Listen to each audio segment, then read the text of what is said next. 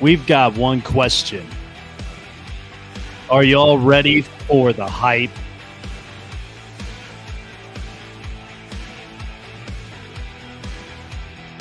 As the Houston Astros take on the Philadelphia Phillies, Game 3. It's a grind to the end, and we're here in Brotherly Love City. Game 3, World Series. All right, ladies and gentlemen, as we are live in the city of brotherly love, and Red October is back inside Citizens Bank Park. It's Game 3 of the World Series presented by Fanatics here on SE Network. Glad all of you guys could join us here, and if you haven't done so already, like, subscribe, hit the bell button for all latest notifications to keep you guys up to date so far in the World Series. It's been a great one as the Houston Astros and the Philadelphia Phillies have tied the series up. And boy, it's looking to be a really, really good one. Game 3 of the World Series here in Philadelphia at Citizens Bank Park. And boy, do Philly fans, they got to love it. The fact that the Philadelphia Eagles, they're still undefeated. Phillies are in the World Series. And I mean, there's just so much to love about what's been happening in the city of Philadelphia. But glad that all of you guys could be here tonight and joining me live as we are live here on SE Network that is presented by Fanatics. If you guys haven't done so already, shop your gear now. We got World Series gear currently on fanatics.com. So get yourselves geared up. Astros, Phillies, you name it. All right. Well, so the start to the game has been underway as the Phillies take the field, and the Astros will be batting first here as we are finally back in Citizens Bank Park. And the last time we saw this roar of the crowd in a World Series matchup, we know it was 2009, but the 2008 World Series victory for the Philadelphia Phillies was an absolute special one. And we all recall from the time when the Phillies had ended up winning the series in 2008 was an absolute special one for all of us. And of course, the World Series we did not expect, as the Phillies ended up winning that year in 2008 against the Tampa Bay Rays. It was once again that the Phillies ended up winning yet another title to their franchise history. And sorry, guys, we're just getting the streams back on live right now. But so glad all of you guys could join us here tonight. But yeah, what a series it has been. A lot of big time stories, as you all know. And so we're right there upon commercial break. But we do want to pull up at least the lineups for both these teams here, as I got it up in front of me here in just a moment. But I think this is going to be a great series. The fact that the Houston Astros, they're a great team.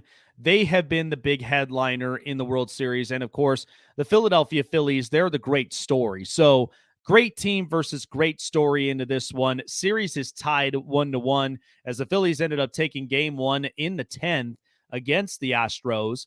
And the Astros answered back on a really, really crucial Game 2 victory that led it to the tie, and here we are in Philadelphia. So earlier on, we'll take you to the Houston Astros lineup as we got it here set for you, presented by SeatGeek. That is Jose Altuve will be batting first and playing second, and Jeremy Pena, the newly Gold Glover rookie shortstop, will be batting second. Yordan Alvarez will be out in left field batting third. Alex Bregman, the third baseman, batting fourth, and Kyle Tucker, who has been the big headliner in this World Series, he bats fifth, hits in right field. Yuri Gurriel at first base, batting sixth. Hensley, the DH, will be batting seventh. And then there's McCormick in center field. He'll be batting eighth, Chas McCormick. And then, of course, Martin Maldonado doing all the catching and pitching tonight for the Houston Astros is Lance McCullers Jr. On the other side, we'll be taking a look at the Philadelphia Phillies. Kyle Schwarber will be leading off and batting in left field. Rhys Hoskins, first baseman, will be batting second. JT Realmuto, who was responsible for the 10th inning go-ahead home run in Game 1, bats third. Bryce Harper, the DH, will be batting cleanup. Nick Castellanos out in right field, and he'll be batting fifth. Alec Baum, the third baseman, will be batting sixth. And playing third, Bryson Stott, the young shortstop, will be playing short and batting seventh. Gene Segura playing at second base, batting eighth. And then finally, the center fielder, Brandon Marsh, will be batting ninth. And doing all of the pitching is Ranger Suarez. So here we go with Kyle Schwarber up at the plate as he's got a ball that he looks at, 1-0. Here it comes. And that one is called in for a strike. 1 ball and 1 strike. So Lance McCullers, who's getting the start here tonight. And we've heard a lot of stories with Lance McCullers over through the years with the Houston Astros. Had great successes coming out of the gate as he prepares 1-1 pitch way inside. Try to nail him with the dropper, and it's 2-1 quickly. But big things that, of course, McCullers had been responsible for years, and coming out of the gate and being here in the major league level, has had some great stuff, and it also kind of been hit a little bit hard than most people anticipated, but still able to throw great pitches as well, and is here yet once again for the 4th time in the World Series in 6 years. Hoskins waiting up on deck. 3-1 count for Schwarber. Here it comes. That one is called in as that one cuts right back into the zone, and now we're full 3-2. And Kyle Schwarber, who had been batting leadoff all season long, accounting for 35-plus homers during the regular season and batting 125 so far in this postseason. And good stuff, though, from McCullers, and you just know that when he comes at you with that cutter pitch, it's going to look like it comes in one way, and then it just works its way right back into the zone. Here's the 3-2, and that is not even close to the zone now as it's outside and ball 4, and the leadoff hitter will be aboard, and we've got Rhys Hoskins coming up. So, of course, the keys to the game as we take a look here. Business as usual for the Houston Astros. It's no surprise to them being in the World Series. Take crowd out of the game, silencing it and being focused. For the Phillies side, no crooked numbers and hitting the fastball as well. That's one of the things that the Phillies have been able to do in these positions. When they're seeing the fastball, that's mostly your green light. And stepping up, and who really had been seeing a lot of the fastball was Rhys Hoskins in the NLCS against the Padres. That one swung on and fouled, and we've got a strike call 0-1 so far. But Hoskins, 5 homers in this postseason. 192 he's been batting. But is truthfully a threatening force, especially when it comes to runs driving in and just trying to get some great power and contact off that bat. But he's really came alive since the NLCS, and we're here in the World Series in Game 3 at home. 0-1. That one swung on and fouled, and it's 0-2 quickly. Came out with the outside stuff. But that's one of the things that Hoskins, he can have the ability to do. And that's either work his way quick on the inside, or even in pitches like that was more outside, he can really do damage up on that right center field side. But wherever that you pitch to him, he's going to find a way to get it out there out in the field. 0-2. And when cut away, it was the slider, as that one is 1-2. Try to get him to chase, but he won't bite. But McCullers, over the years, like we said, has had a history of great stuff when it comes to his pitching mechanics and his arsenal. And it had some ups and downs throughout it, but had still managed to stay consistent and lethal in Houston's rotation. 1-2. That one swung on and missed, and it bounces right there on the ground, and Hoskins will go down swinging, and there's the first strikeout of the game for Lance McCullers, and we got 1 out and 1 on. But yeah, it looked a lot like Hoskins was not expecting that dropper and that breaking ball. That thing dropped right down. That's that lethal kind of change. It just drops really easily. And he just got Hoskins to bite. And now we got one away with Schwarber up at first. And of course, the man responsible for that go ahead home run in game one in Houston, it's JT Realmuto. 265, 3 homers, and 6 RBIs in this postseason as he's 3 for 8 thus far. And with one out, you can hope that he can put up some numbers here and put some damage on the board. That one low and just right downward, 1-0. Well, McCullers in 94 pitches in the last time they lost to the Phillies was 6 innings pitched, and he got 6 runs that were accounted for. And that was the last time. That was back in October, just before we got to postseason. That one fouled away.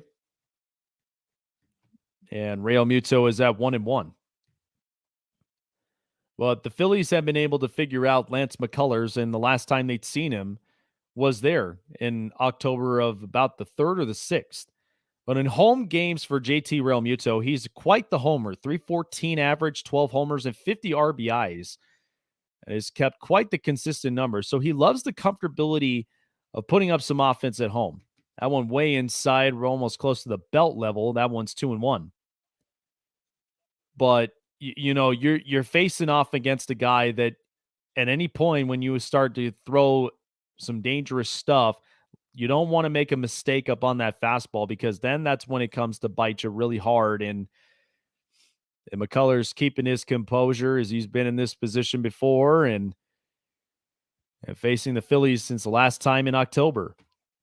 And one cut in first strike, and it's now even 2-2 the count. But quite a story, though, for the Phillies. And once again, being in this setting since last time in 2009, that was the loss to the Yankees at that one point. But in 2008, the year before, what a great team that it was. And they acquired a lot of really, really good players that since that timeline. That one's fouled away and 2-2 still. But that roster consisted of a lot of big-time all-stars, and everybody's familiarized with them. Jimmy Rollins, Chase Utley, Ryan Howard, who was having a monster year, Pat the Bat Burrell, who came up in a big way, and, of course, most of the story headliner was Jason Worth. Yep, the former outfielder, the Dodgers, the Phillies, and the Nationals. That one inside and missing, and now it's full 3-2. And here we go again with McCullers on 3-2 again. But congratulations to JT Realmuto as he wins the Gold Glove Award, the second time in his career in his position. And man, he's been great at it. And his fellow teammate Bryce Harper, the DH, waiting on deck and a 3-2 count. Schwarber getting a good stretch at first. 3-2. That one fouled, and we're back at it again. But yeah, quite the roster and quite the team it was in 2008. And of course, too, the acquisition of Brad Lidge, the closer, and they bolstered up their bullpen. Ryan Madsen, of course, too, was one of the big time setup guys. And that was a Phillies team with the old manager Charlie Manuel, who we always remember here in this very place. And great, exciting memories that they've had throughout that year's stretch. 3-2. Pops it right on up. Maldonado looks like he's got a play there, and he does call it and makes a secure catch, and there's 2 away. So Realmuto gets retired there. And now in comes the hard hitting and quite the postseason that he has been having, as it is Bryce Harper coming up to the plate. And the crowd in Philadelphia is loving it. This was the moment that in 13 years on that contract is what everybody in Philadelphia has awaited to see. .392 with 5 homers and 11 RBIs this postseason, 2 for 8 in this World Series. And so Bryce Harper, who has done amazing things in this very building of Citizens Bank Park, and including many walk-offs, many just moonshot blasts, and what he's truthfully meant to this organization and the fan base. Here's the first pitch to him. Harper swings and drives it. Goodbye, sayonara. Philly swings it big, and it's 2-0 Phillies. And what a swing for Bryce Harper in the first time in his World Series debut. Hits a massive one, and the Phillies are on the board.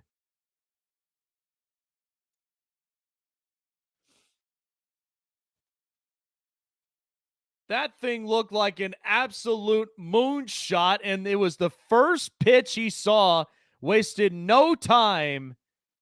Oh my gosh, is right. And with the with the meme going off there. So that's how Bryce Harper starts game 3, and starts it in a big way and comfortable at home off Lance McCullers Jr.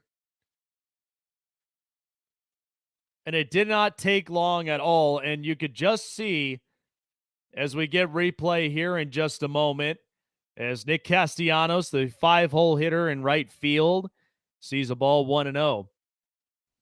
But that there is what the Phillies really wanted to see. That one outside 2-0. And so a little bit of words of advice is there from Bryce Harper to give to Alec Bohm as well. But that had to have felt good if you're Bryce Harper.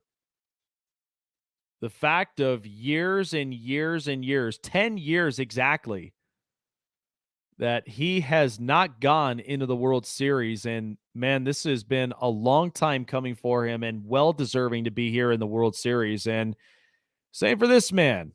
Nick Castellanos, 220, 0 homers and 7 RBIs in the postseason, 2 for 9 in this series. This one grounded right to third, beautifully played by Bregman, and that will retire the end of the first. And how about a big-time first inning from Bryce Harper as he hits a 2-run moonshot? Philadelphia Phillies are up on top. 6. They're up on top 2-0.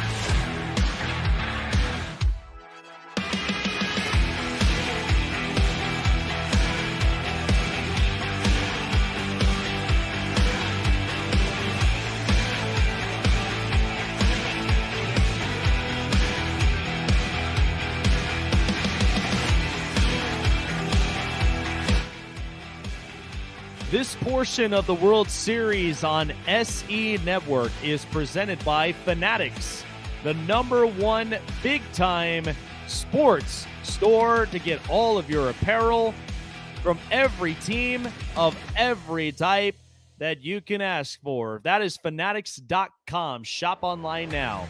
And by SeatGeek. Don't lose your seat.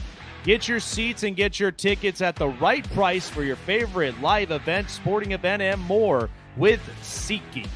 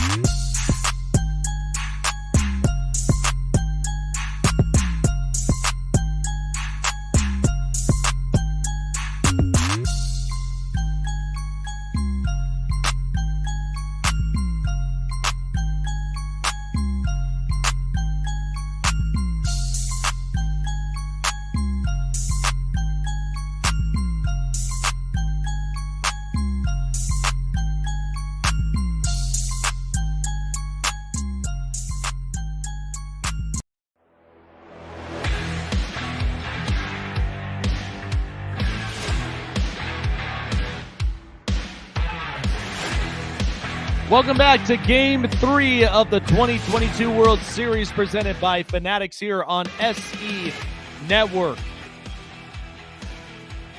Bryce Harper did not waste any time on that pitch whatsoever. Man, what a shot it was. And so now Alex Bregman will come up to the plate as Suarez has himself a comfortable 2-0 lead.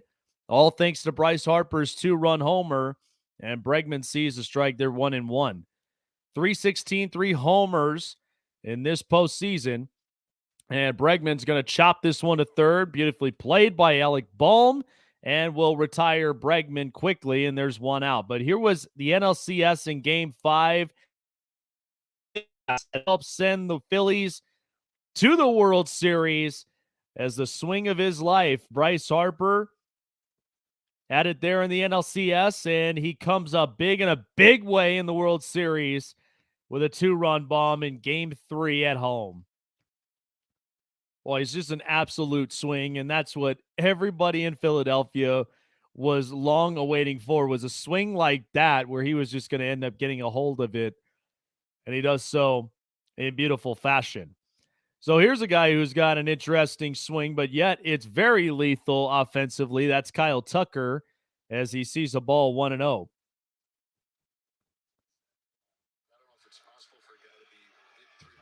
So far for Kyle Tucker, 250, 3 homers this postseason, as in Game 1 he headlined on a 5-0 lead that the Astros had in Game 1, and that was accounting for 2 home runs of his own. It helped pad the lead, and then the rest of the story continued there for the Phillies. 1-1 to Tucker. That one outside and called strike 2, and 1-2 the count. But Suarez definitely throws some interesting stuff. It's got a little bit of like that lefty sidearm kind of stuff, almost Sean Manaea-like. But when he does throw the slider out and away, it's a beautiful pitch. And Kyle Tucker jamming himself right on the inside and beautifully played. There's 2 gone.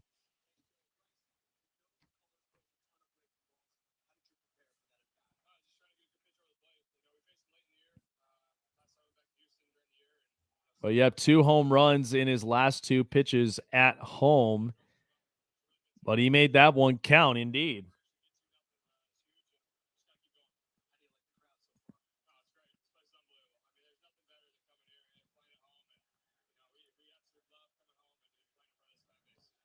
And Gurriel fouling this one off as he comes up to the plate 0-1.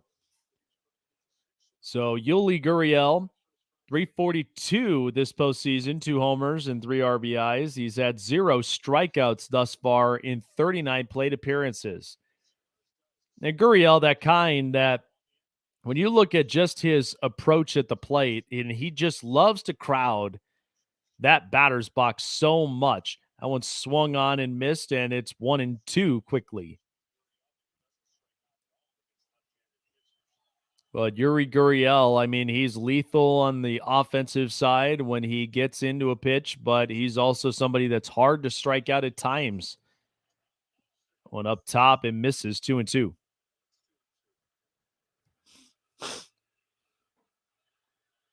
And then Gurriel, when he finds himself up in spots, there's Hensley, designated hitter, waiting on deck.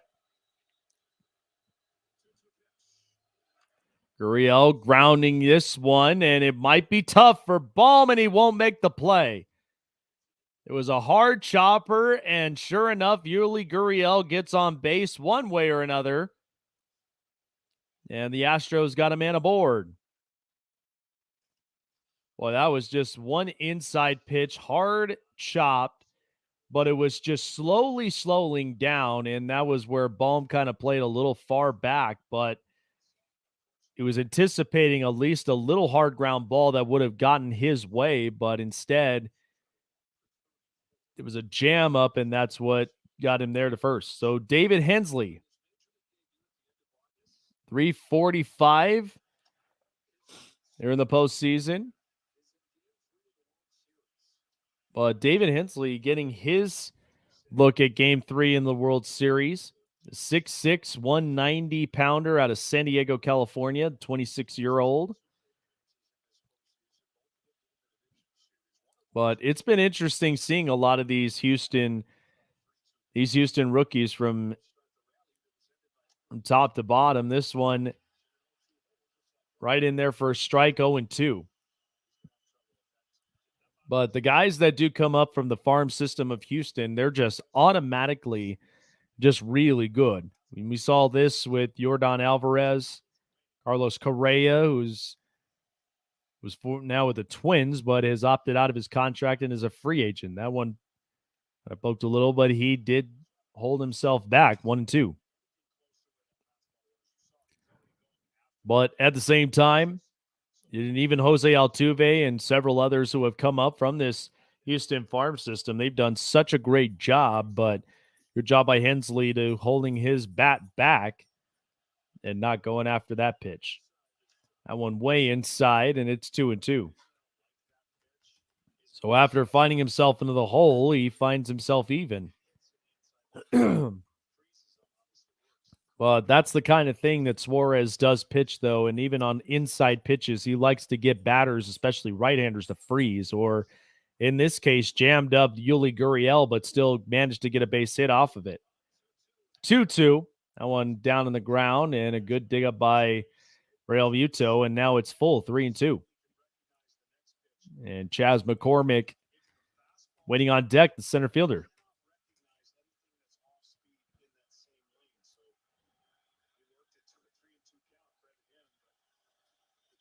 So good plate appearance so far for Hensley. It finds himself 3-2. Here it comes. One into the middle, and Gurriel's going to get the green light to go to third. And David Hensley's got a base hit, and now runners are at the corners with 2 away.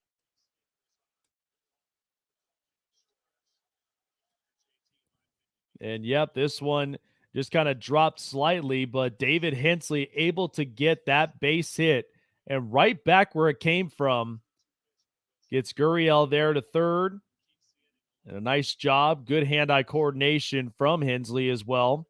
And so now Houston with potential runs on base now at the corners with 2 out. And here's Chas McCormick.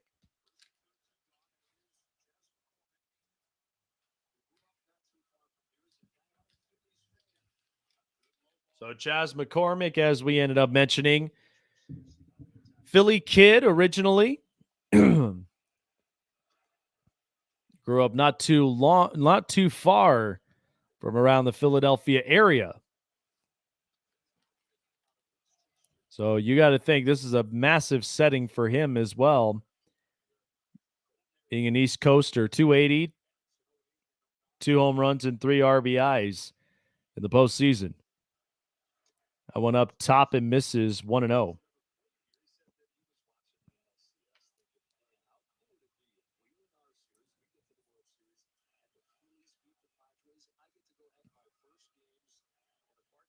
But yeah, an exciting moment for Chas McCormick. Indeed, 1-0.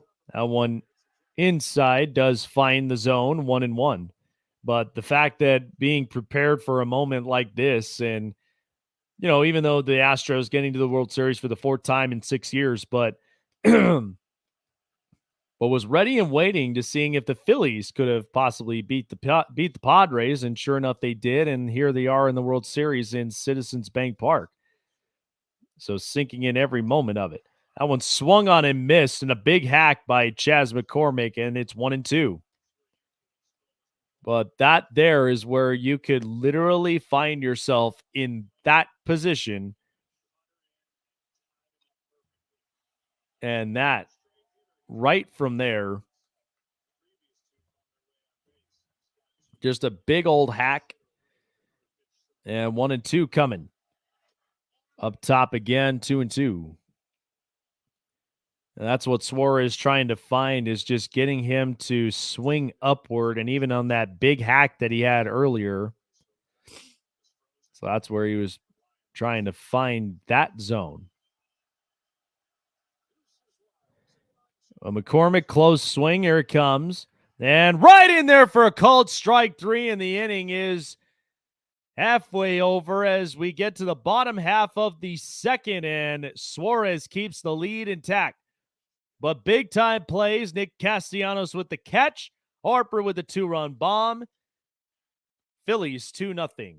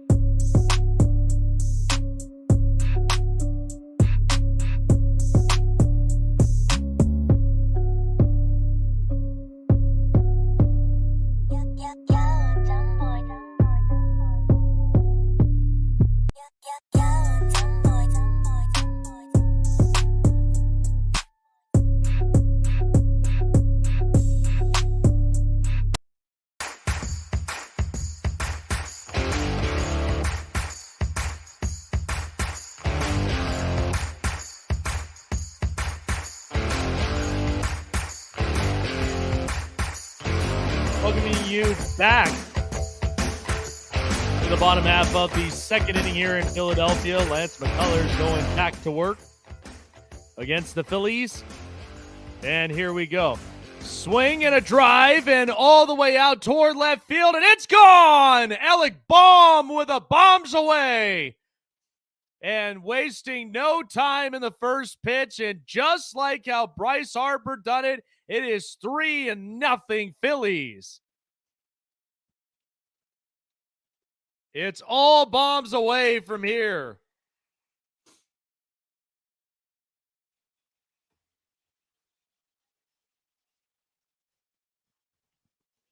Maybe that was a sign in the bottom of the first inning earlier. And in World Series history, how about that? We've cracked it, 1,000 home runs that have been hit. And that 1,000th credited to Alec Bohm. Yep, that advice that Bryce Harper ended up giving to him, that really worked.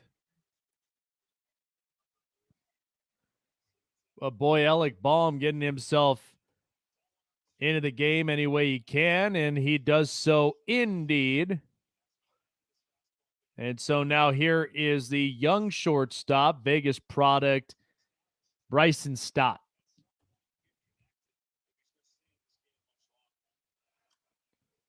That one swung on and fouled. It's 1-1. But already McCullers, 3 runs allowed, and we're already in the second inning. Stott 176 with 3 RBIs this postseason. and trying to get himself going in the series. That one up top. 2 balls and 1 strike. So 2 Vegas products, of course, Bryson Stott and Bryce Harper in the biggest setting. But boy, being here in Citizens Bank Park, that one in there for a strike, and being in the middle of this crowd in Philadelphia, because the fact that it's a tough town, and there's a lot of high expectations that's involved. You either do your assignment, or you were hearing it from media. That one looked at for strike 3 called, and that is the second strikeout now for McCullers. But this was what was pointed out from here. But that was the call from Harper there.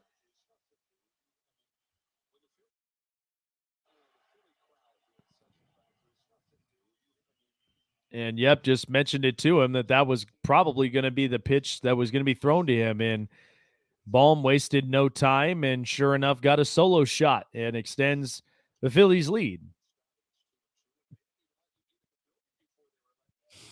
Ain't it crazy sometimes when you just have that little superstition that, any advice or anything that comes around, it just ultimately then just pans out beautifully. And that was exactly what happened there with Alec Baum. So once the home run was hit, Harper remembered, and he did not forget it one bit.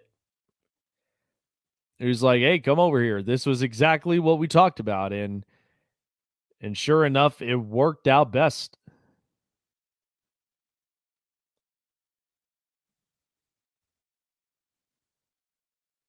So Harper credited for 2 things: the 2-run home run that started the bottom half of the first for the Phillies to get them on top, and then the advice given to Alec Baum. So how about that, 2 for 2?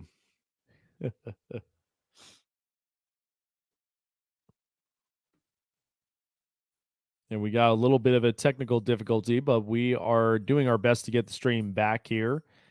As for those of you who are just joining in here on SE Network, presented by Fanatics, welcome on in.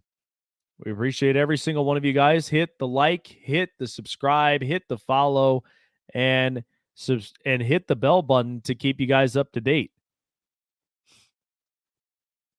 As we're streaming live here for the 2022 MLB World Series Game 3. But yeah, that was the credit there. And here was Brandon Marsh. Marsh thought that he ended up getting on top this ball, and this one might be a home run. I'll have to see. So Brandon Marsh, we apologize, guys, but another home run has been accounted for, and Brandon Marsh with his second home run in this postseason, as the home run right now is under review. But I promise we'll definitely get a call.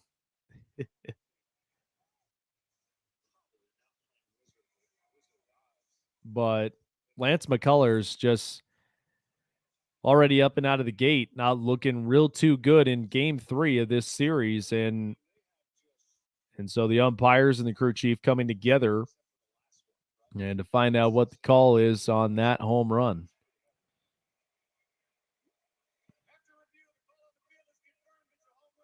And so there you go. Brandon Marsh with a solo home run, and the Phillies up 4-0. So Bryce Harper, Bohm, and now Marsh, all with home runs. And you're just kind of thinking, what has just been going on with Lance McCullers? But here's the other thing, though, too. That ball was headed in that direction itself. And so that was where Marsh knew he got under it, and he got a whole lot of it. And it has been confirmed that it is a home run. And the locks are flowing.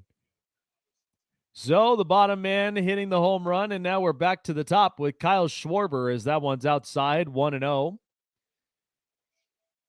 But boy, 3 home runs in just the span of 2 innings. And Schwarber, who accounted for the walk earlier in the first. 1-0.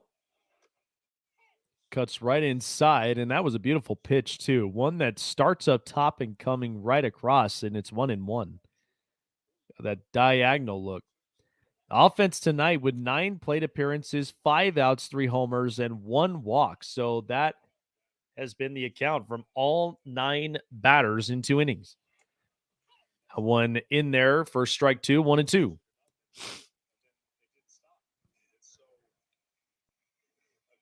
But Kyle Schwarber, he's been in this position before in the past with the Chicago Cubs and winning a World Series in 2016, but was not really the guy that was the leadoff hitter in that squad. He was more of the guy DHing after he had the year where he had torn his ACL.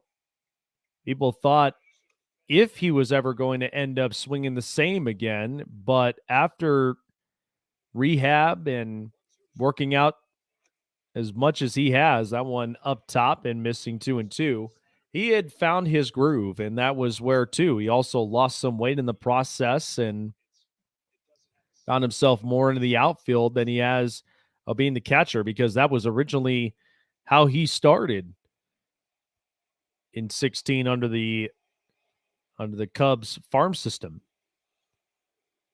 What a year that was for 16. Huge crowd chant as that one's fouled, 2-2, trying to get into McCullers' head a little more. But that is the story, though, with this fan base and with this city. I mean, they're diehard. They know the assignment. They know it's hard, and they're very rash at times. But that's. And that one swung on, fair ball, and no, it's fouled.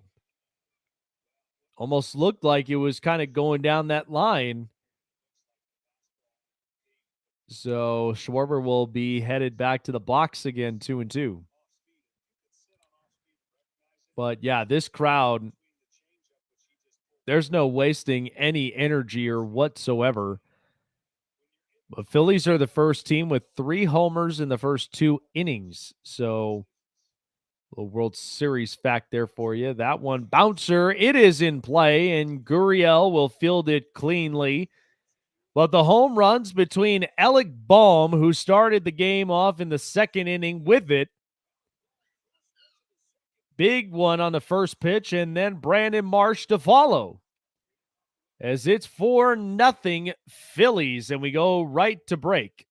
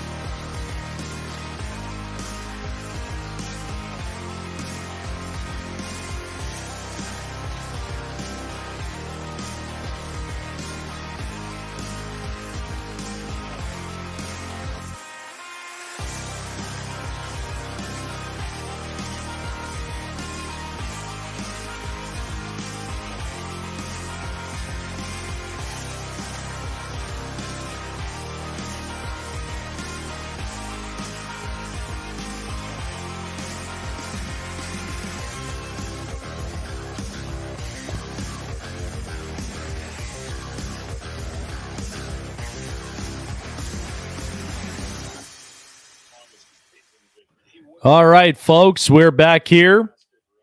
World Series Game 3. Top of the third inning with 2 outs, and here's Jeremy Pena now. His second at bat, that one outside. 1-0.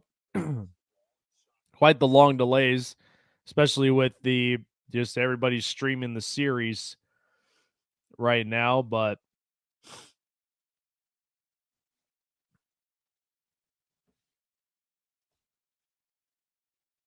hoping this will come back on.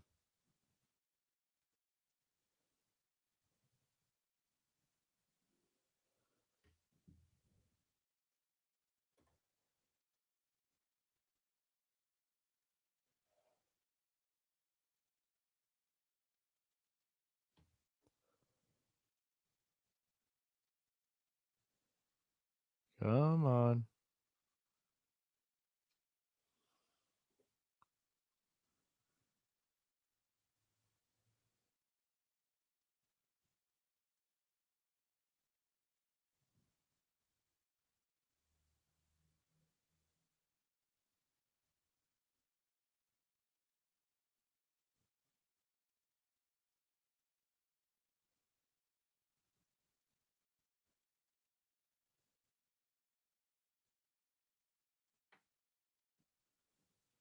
Huh. Yeah, we're still having some streaming issues, guys. Back 1 sec.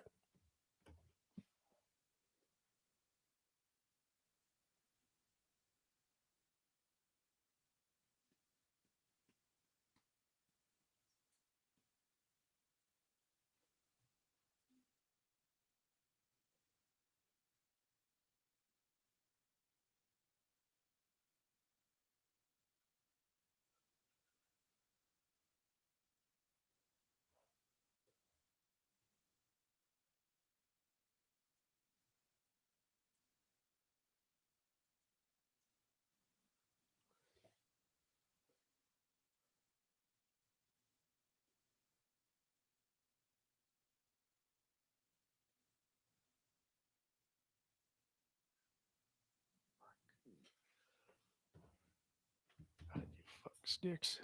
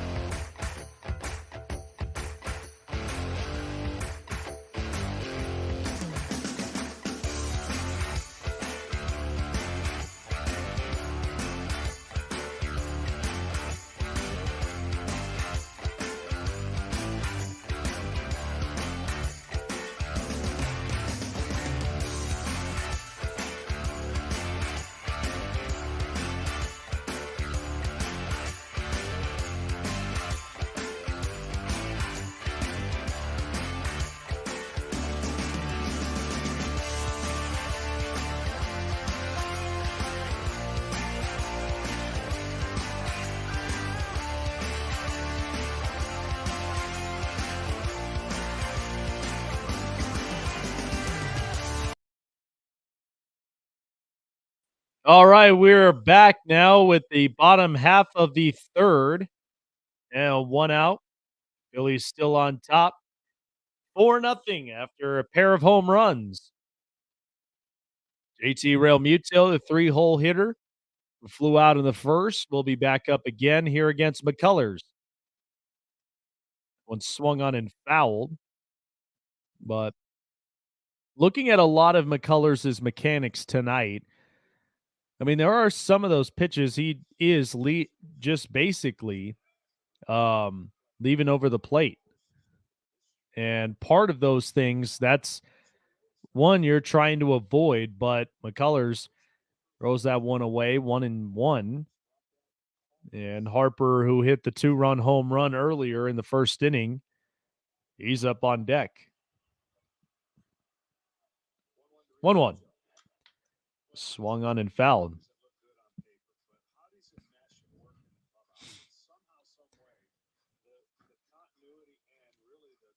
But JT Realmuto having the ability to go all sides of the field and being that productive as a catcher, we knew the production that he would bring up as he swings and misses, and now it's 2 away. At the time when Realmuto was a Marlin, and then by the time he was shipped to Philly, found new life here. So Bryce Harper, who accounted for the 2-run home run earlier. So this postseason, 21 hits and 12 extra base hits. Both are the most in the Phillies' single postseason. 6 home runs is tied for the second most in Phillies' single postseason history. So this has been quite the resume there for Harper. Harper was looking for that one, swung on and missed, and it's a 0-1 pitch. It's just so amazing to see for 10 years watching Bryce Harper in just the same swing that he's always had, 1-1. The count is that one misses upstairs, but to finally make it to the big stage, it's absolutely amazing. But you could just tell this is something different with Harper in his swing, and time called, and he'll be back to work again. What's going on, Kyle? We do want to shout out to everybody here up on the chat. Kyle, what's going on? Danilo, Key in the building, Mo Green, Freddie Henderson, Coach Dante, of course, and everybody else. And you too can catch up on the action. Harper pulls it, and Altuve will field it cleanly, and that will end the third. So the Phillies don't get anything through, and we will head to the top half of the fourth.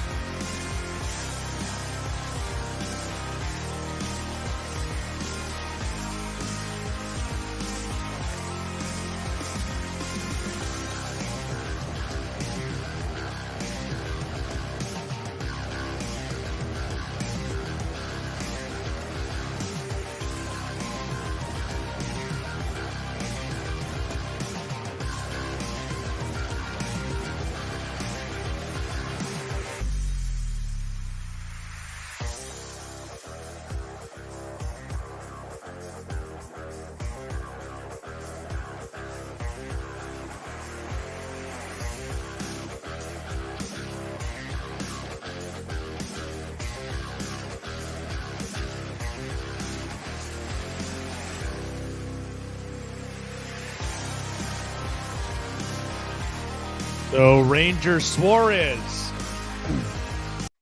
already down 0-2 on the big time swing of Yordan Alvarez. 0-2. That one inside. 1 ball and 2 strikes now to Yordan Alvarez. Alvarez, who has had a couple of moments in the postseason where big swings have definitely accounted for the Astros to get this far into the World Series. 1-2-2. And Air Yordan, they always call him. Anytime that he comes away with one big hit, just accounts for everything. That one outside. 3 balls and 2 strikes. But in the NLDS in game 1, he had 1 ERA, 1 earned run, 5 walks at the time, and he has not accounted a walk so far in game 3 of the World Series. That one grounded by Alvarez, fielded by Hoskins, and there's the first out of the game.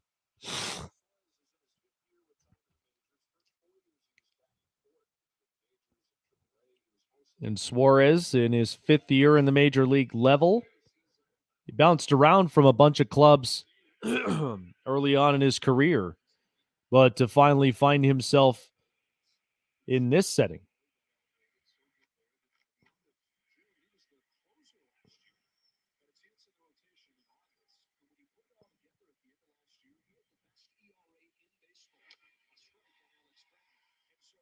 So a strike on Alex Bregman as he fouls it off.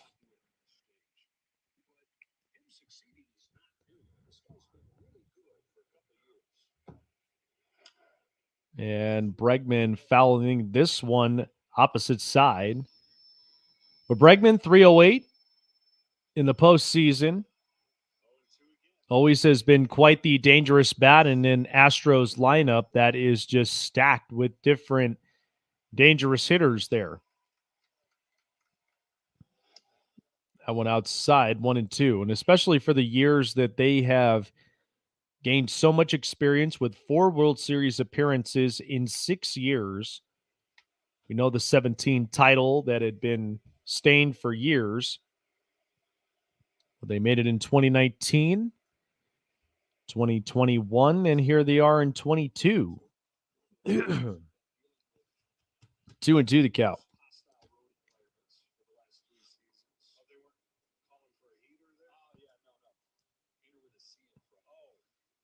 But the Astros, with a chock full of talent that they've always had in their farm system, that one grounded opposite way, does go in play, and they will get Bregman. A good toss from Hoskins to Suarez, and there's 2 gone. So it was a little bit tough, thinking it might ended up crossing just that line, and a good field by Hoskins there. And so that brings up the lefty Kyle Tucker.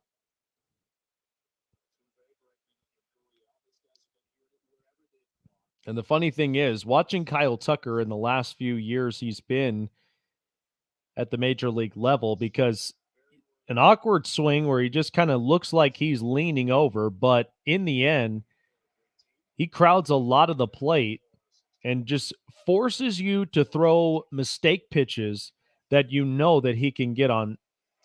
He can basically get online. And that went in for a strike, 0-1. Tucker, who grounded out in the 2nd earlier, finds himself in this position, 0-1. That one swung on and hit into center field. Marsh gets good room, and he'll track it down. So top half of the 4th completed, and we will head to the bottom half of the 4th coming up right after this.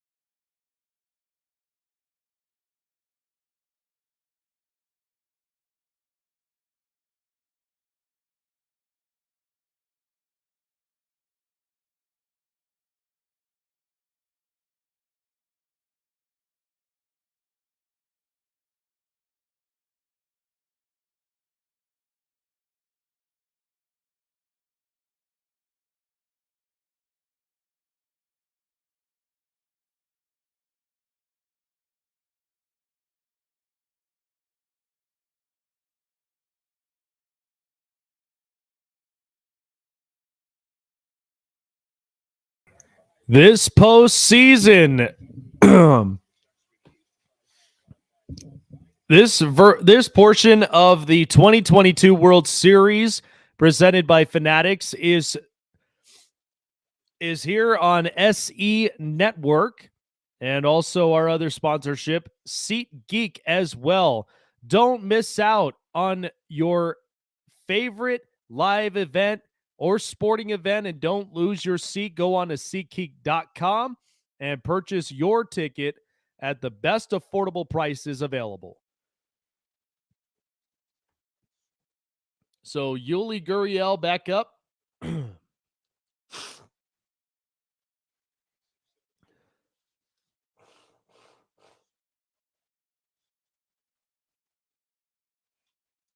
That one grounded to second. Sorry about that, folks. And that one will be fielded cleanly. So we got one out here in the fifth. We apologize to everybody, of course. Had a little bit of some streaming issues, but we were able to get the game back up on. And now David Hensley. He had a base hit earlier here into the game. But Jose Altuve, he's been rather quiet throughout this postseason so far, but has definitely gotten at least a couple of hits during the World Series, but they've been really waiting to see when he'll get going at some point. That one in there for a strike. 0-1 as Suarez dealing a great game so far on his behalf. 4-0. 0-1, that one's fouled. 0-2. But a comfortable lead. A 2-run home run by Bryce Harper, and then the solo shots from Alec Baum and Brandon Marsh is what led us here to the 4-0 game. But Ranger Suarez has been really dealing here in 5 innings, in 4 1/3 innings so far. That one, what a pitch and a swing and a miss, and David Hensley goes down. There's the 4th strikeout there for Ranger Suarez. Boy, that thing was moving right downward, and that's the hook that dangerous pitch for a lefty, and Suarez got it done. And so there's the 2nd out of the inning, and that should be bringing up Chas McCormick. But he works a lot of his locations with the fastball that has really been working to his credit, but mostly it's just been the breaking stuff getting into the zone. There's a strike already, 0-1. McCormick, who had struck out in his last at-bat, with 2 away. That one swung on, and man, he was really looking to throw that bat out there on that outside pitch, 0-2. And it caught him on a dangerous off-speed pitch. 0-2 coming. Down low and a good block by Real Muto. 1-2. It's been very much making the difference here for Ranger Suarez in this game. And the fact that, dealing with a left-handed pitcher there on the mound has really been working out for the Phillies. And now they've got a right-hander warming up in the bullpen. And that one he looks outside for, and it's evened up 2-2. So the Phillies got a right-hander in the bullpen warming up. Might be somebody to consider into the 6th inning, depending on how Suarez deals with this one. He's already 67 pitches in thus far. 2-2. Fouled away. Got a good piece. But Chas McCormick, who has been the guy with a close stance and with big hacks, is just one that you kind of see. It is something that most pitchers would read. Somebody with a close swing that just swings hard. Lottie, that's the one who's warming up in the bullpen, but sometimes it can bite you. And McCormick inside and doesn't get hit by the pitch. He just misses it, so it's 3-2. Martin Maldonado on deck. They talked about him and, of course, the bat that he used. 3-2. Up and inside, down and inside, and that will put McCormick there at first with a walk, and in comes the 9-hole hitter, Martin Maldonado. So the conversation that was going around earlier was the bat that was used by the great Albert Pujols, as he has retired this year. But looking at the numbers from Ranger Suarez, 4 2/3 innings, no runs scored, and 4 hits thus far with 4 strikeouts and 3 home runs in the first 9 plate appearances. So those have been the powerful forces for the Phillies tonight. That one, a curveball right down. That one was hooking 0-1. But one of the things that we talked about with Martin Maldonado, it was a bat that was used by Albert Pujols, which apparently had this whole controversy on, which I just feel like it's kind of ridiculous in my opinion. But I mean, ultimately, a bat's a bat. I mean, you're not going to turn around and, think it's going to be like one of those George Brett moments where, bat's too corked and the home run is overturned and then it becomes an out. That one down low, 1-1. So, but at that point, Maldonado ended up catching on to it. I'm sure he probably found it to be a ridiculous scenario himself, but what can you do? That one, did he get a hold? Yes, he did. 2-1. So he was able to hold on to that swing. But Maldonado, he had spent long years here with Houston, had been in and out a couple of times, and then was quite the journeyman all around as a catcher. And, he does possess really good stuff, really good defensive catching himself, and sometimes would come up with certain swings. That one, a base hit up the middle. And so Maldonado finds a hole, and now there are 2 on with 2 out here in the top half of the 5th. And Suarez will be dealing with the top of the order again with Jose Altuve. So now they're switching things up. So resting Bilotti and getting Alvarado out there. So it went from right to left-handed. And so this is kind of just a quick change with Rob Thompson, where he looked at it, could have been a situation where he would have had to use a right-handed pitcher, but instead warms up the lefty. Definitely wants to keep, all the pressure and the momentum on their side. So not a bad way to switch it up. But so far in the postseason, by situation, runners on had been 4 for 21. But with runners and especially in a scoring outcome, had been 0 for 11.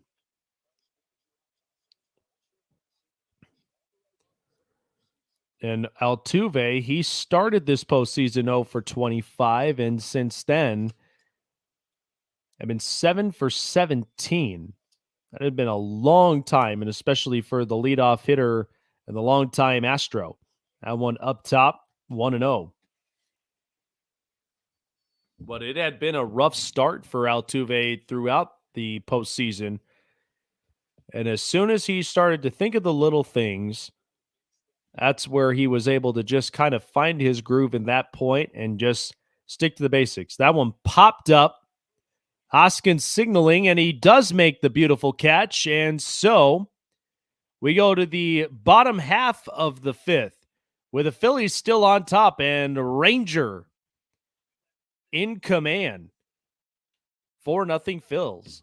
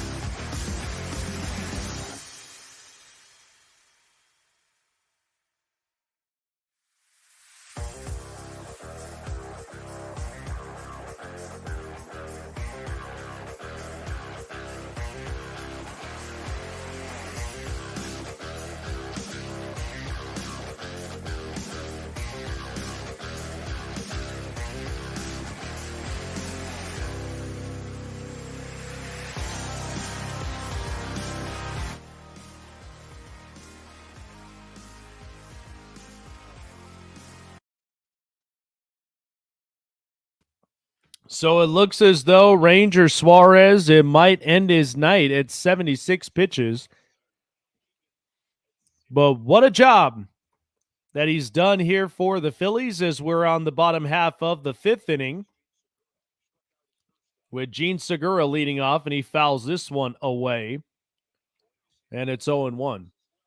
But we want to talk about one guy, too, here on the play, Gene Segura, and how long that it has taken for him to finally reach into the big stage. And he was a guy who started in the Milwaukee Brewers organization, had been with them for a number of years, traveled around to a lot of different organizations over the years. He had been with the Diamondbacks at one point, had been with Seattle for a number of years.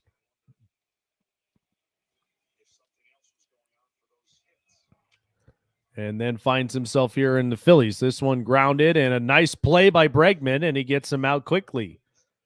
So there's one out here into the bottom of the fifth. Well, McCullers, 4 earned runs, 1 walk, and 5 Ks in 4 1/3.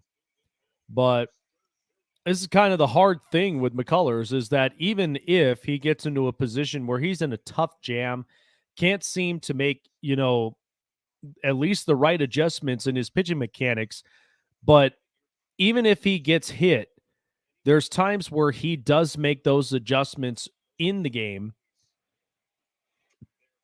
and to try to at least keep his stretch alive, and he's already got 66 pitches to his credit. And this one 1-0 for Brandon Marsh, who was accounting for the solo home run earlier in the game, and that was what belonged to him and Alec Baum in the second inning.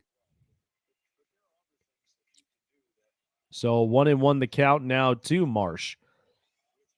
And Brandon Marsh, who was acquired during the trade deadline by the Phillies out of the Angels organization. That one thrown up out there and a base hit.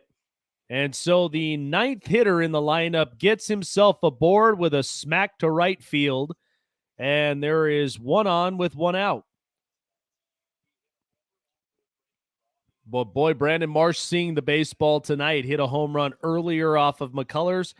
And he finds himself with a real good base hit into right field and gives the Phillies another runner on base.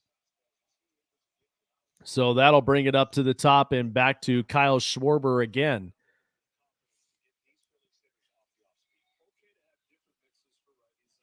But yeah, Kyle Schwarber, who had been in the big setting before and had won a World Series in 2016 as a member of the Chicago Cubs.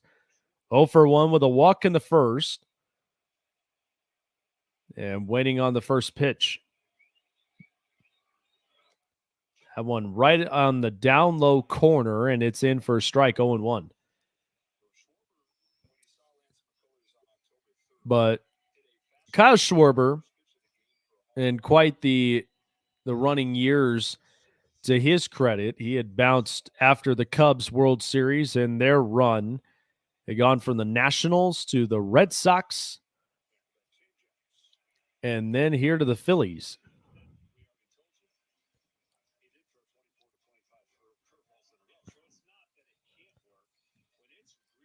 But Schwarber can definitely be that powerful swing, as he always has, in any lineup. And in this case, he had been the leadoff guy for Philadelphia throughout the season. That one swung on and fouled, and it's 1-2. But swings like that, as you saw earlier, I mean, when he gets into it, it's a long one. And it was kind of the thing that the Phillies saw with him during the offseason. And they decided to give him a contract to where he'd stay here in Philly. 35 plus bombs in the regular season. They knew he had some pop, and he was a guy that was going to spark plug this offense at some point. That one swung on and missed. Still 1-2. And it's worked thus far all the way up to this point in the World Series. But Lance McCullers against lefties, 165 opponent average with 1 home run and 258. against righties with 3 homers. So tougher up on the lefties for McCullers, but last seeing McCullers the time, and this one swung on, drilled to center, way back, and a Schwarber bomb into center, and the Phillies are just annihilating Lance McCullers Jr. tonight.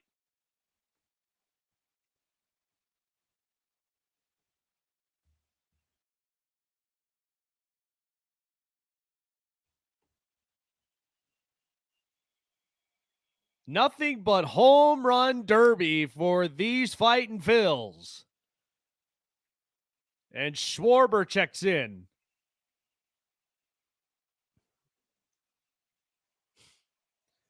We saw a swing like that last time. That was in Game 5 of the NLCS against the Padres. Similar look, similar spot. By the time that he swings and he's right there, one knee, forced up, back up again, you just know he got all of it. And way out there in the nearing of the bushes and the shrubs out there, boy, that is impressive. But it's like we talked about, the powerful swing when you need it, and that's where the Phillies, they got it with Schwarber tonight.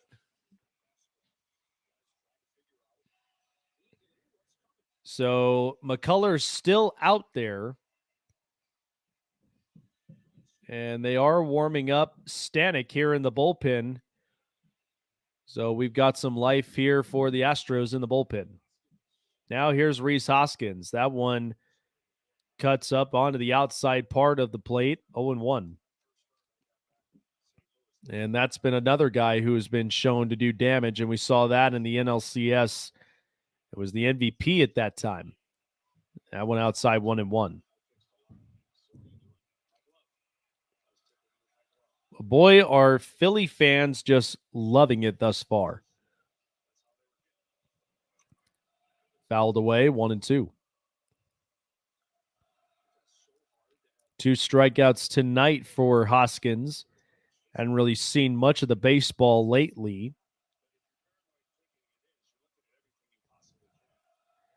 Well, boy, this sea of red in Red October.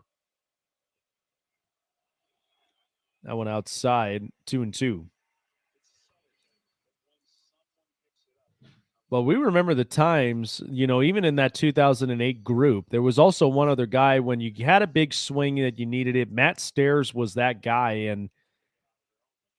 and boy, was he lethal at the times they used it. Hoskins deep to left field. That is it for Lance McCullers as Hoskins takes it all the way up. And it's 7-0 Phillies.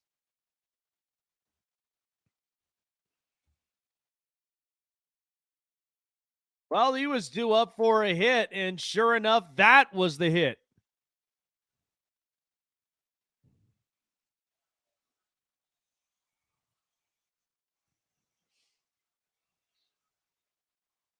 Boy, just see this. That thing, it was starting to cut. The home run swing, it definitely was an off-speed pitch, and sure enough, Hoskins got a hold of it. That had to have felt great for him there.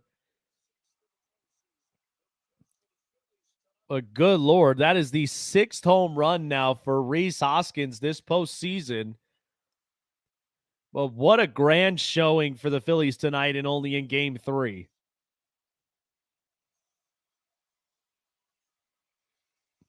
It's just been home run derby. 3 solos and 2 two-run homers, and that is going to end Lance McCullers' night. And we're going to take a break here, and we'll get back to you still here in the bottom half of the 5th in home run derby of Citizens Bank Park. 7-0 Phils.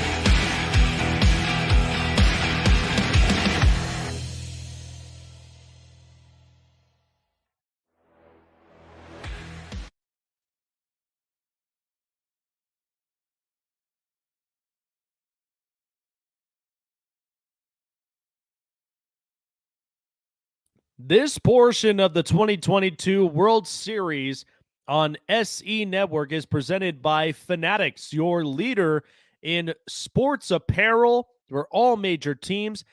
Shop now at fanatics.com. And by SeatGeek for your next event, live event, sport event. Don't lose your seat. Go online to SeatGeek.com to reserve your spot at your next big event with SeatGeek.com. So Ryan Stanek ends up relieving Lance McCullers of the night as he comes up and facing JT Realmuto, and there's only one out here in the bottom of the fifth, and there's a strike. And now Brogdon will warm up, the other right-hander.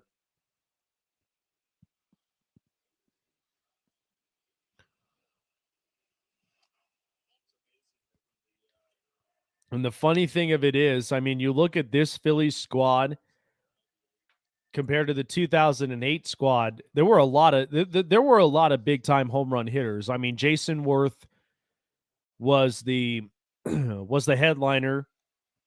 You know, Pat Burrell was also another one who really lit up the Phillies lineup as well. And then Ryan Howard, the big-time first baseman.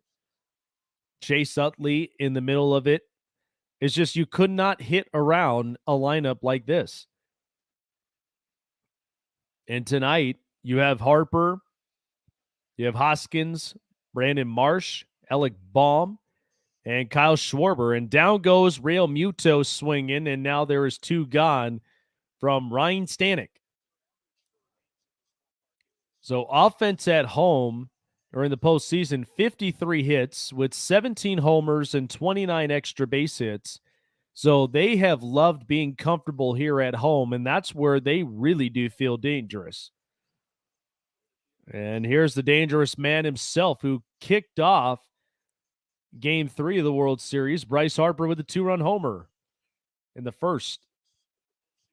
6th home run in the postseason between him and Rhys Hoskins also. Swung on a miss. Boy, he was waiting for that one, and he looked like it was going to take a big hack.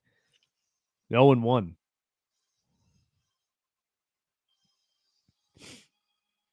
Yep.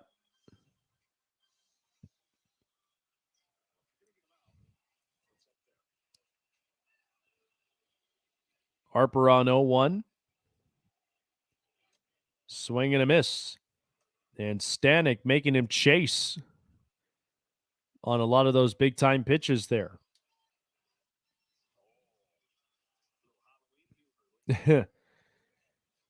Little humor the day after Halloween.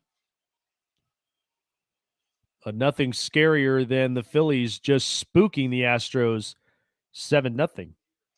Swing and a miss, and down goes Harper. And so Stanek gets the job done. 2 strikeouts, and will end that part of the 5th inning. Top of the 6th we go. Phillies extend and take a commanding lead, 7-0 over Houston.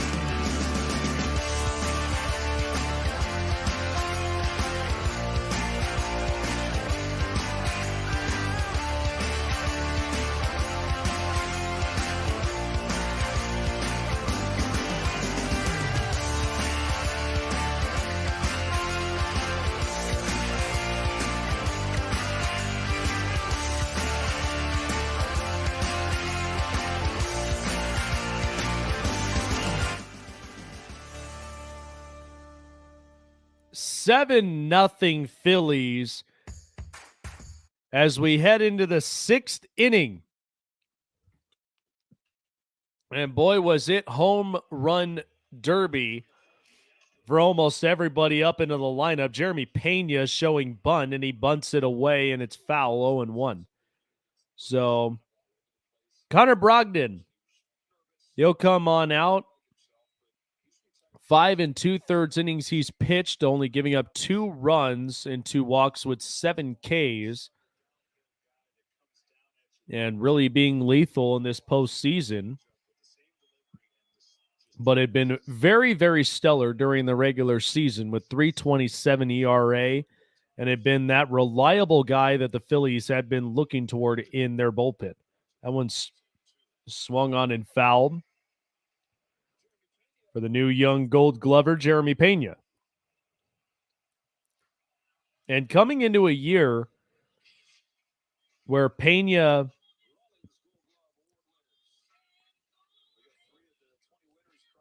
but we all see here Jeremy Pena, Kyle Tucker, JT Realmuto, all winning their Gold Gloves tonight.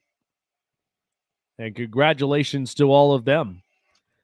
Swung on, and there's a base hit for Jeremy Pena, and he will be there up at first with ease. And the Astros hoping to start some life here in the 6th. But yeah, Jeremy Pena coming into a year after the departure of Carlos Correa and what the shortstop position was really going to look like. Pena came in a pretty comfortable way. They knew that the pressures were going to be high, but he was definitely calm, relaxed, and took every bit of that moment with his time in Houston and really fit in beautifully for the Astros to get this far into the World Series. Alvarez swings, and that will be flied out toward right field for Castellanos to make the catch, and it's one away. Well, folks, of course, we've got a great slate of NFL games for you here in Week 9. Several matchups. Definitely take a look at it. And check your local listings, of course, for all of your favorite matchups. And if you haven't done so, check out Morning Coffee and Sports Show as well here on SC Network. And, of course, don't forget about the morning show just before all the headlines of the NFL games as well. That'll be on SE Network. That one swung on and missed, and Bregman will be down 0-1. But the bullpen this so far in this postseason, the wild card, it was 540. NLDS went down 378 and then 218 in the NLCS. And now Bregman swings and pops it up. Bohm will make the catch and 2 away. But the bullpen has gotten better with each series that they played. It didn't look great against St. Louis, yet they managed to sweep them. And then they faced off against they faced off in the NLDS against the Braves, ended up beating them. Bullpen got better. They got a little bit more disciplined. And then by the time the CS came around, they were a lot more disciplined. And that's where, the bullpen in each series just got better and better. The stakes started to get higher, and that's where they were lethal best. Kyle Tucker now's coming up with 2 outs, and he sees a strike 0-1. Tucker 0 for 2 tonight, ground out and flied out. With 3 home runs in his belt, and 2 of them that came in Game 1 of the World Series. One swung on and fouled.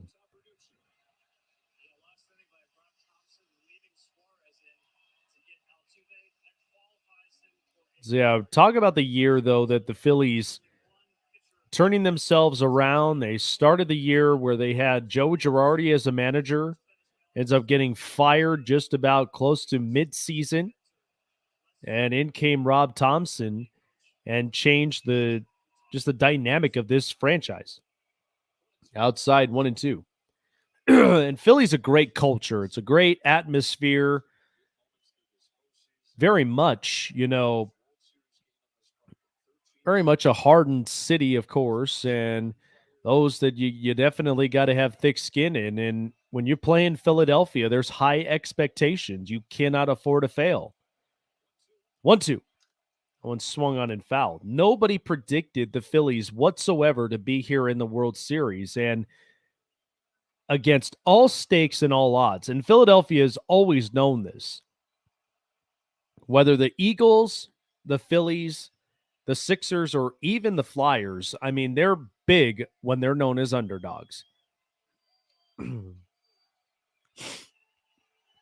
Couple astronauts to remind Houston what's going on so far. 7-0 Philly. 1-2 pitch coming with 2 outs. That one fouled away. But those are those things that you look at with a Phillies team having no business being in the World Series, and yet here they are and drinking in that entire moment. And with Rob Thompson, got a grand gesture with an extension with the Phillies. And the fact that it changed a lot of just the temperature in the room and the locker room. And this team completely took off. Tucker fouling away. But it was one thing that needed to happen. And Joe Girardi, in some cases, just was not really dealing a lot and doing the job for the Phillies to be successful. I mean, the fact that they spent money, they got guys like Kyle Schwarber and Nick Castellanos and several others. Then they go into the trade deadline. They get Noah Syndergaard, another really good added piece, and they fixed up a lot of their bullpen, which now it looks completely different, and it's well poised. Swing and a miss for Kyle Tucker, and down goes the Astros. Still 7-0 as we head to the bottom half of the 6th inning as Brogdon gets it done. Phillies still on top.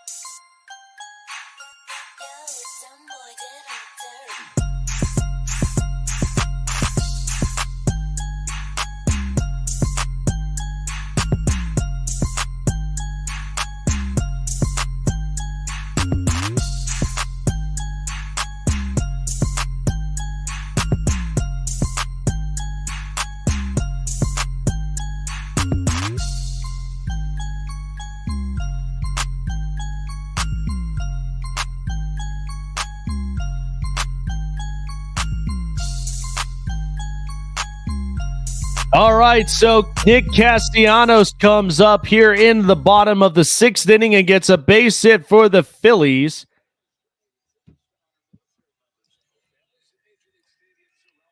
And once again, the Phillies are out swinging again.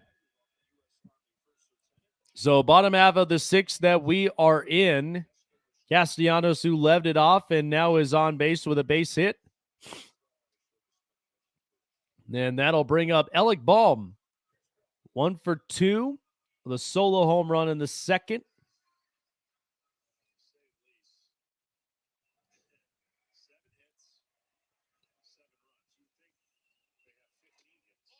That one outside. And so now Urquidy comes in relief of Ryan Stanek, and he'll start himself with the Astros here in the 6th.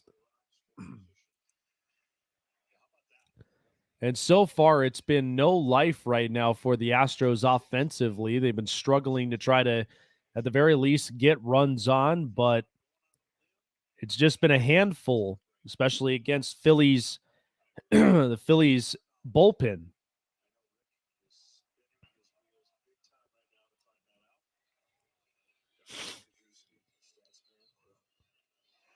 That went inside 3-0, and he's right there with a green light.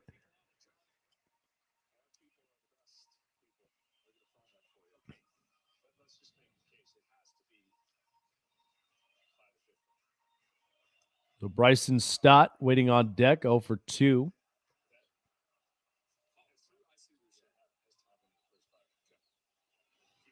Bohm will take a walk, and that'll get 2 runners on now with no outs. But first 5 games, it had been 7.0 of runs per game. Tonight, 7 runs at a 296 average and 318 tonight. 12 homers in those first 5 games, but 5 of them here tonight. And that's what the postseason has looked like for the Phillies. But tonight, definitely a different story. It's home run derby. And everybody just getting in up onto the fun.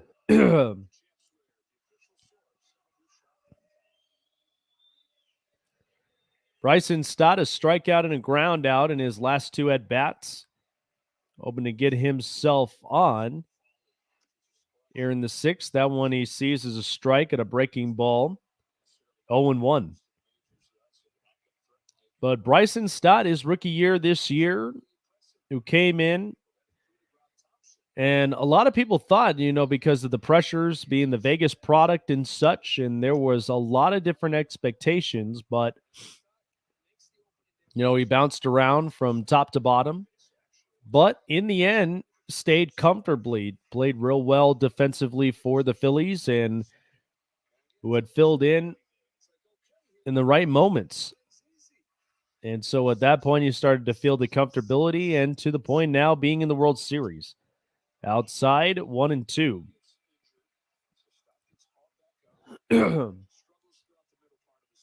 But Stott, who was the pick out of UNLV,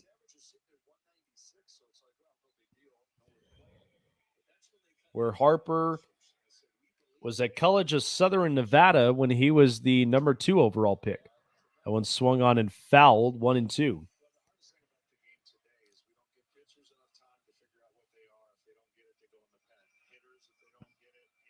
But you got to think these are 2 more Vegas products. Amongst one who had won the World Series in 2016, Chris Bryant, was born and raised in Las Vegas and went to high school at Bonanza High School. Stott swinging and missing. Oh, he got a piece of it.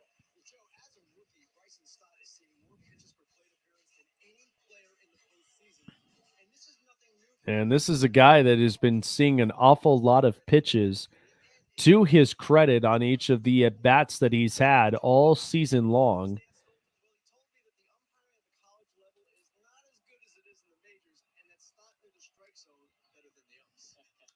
That one swung on and fouled. But stat in pitches per at bat, it's mostly 5. And then you go down the list with Rizzo, Jerkson Profar, and Aaron Judge, and his teammate Kyle Schwarber.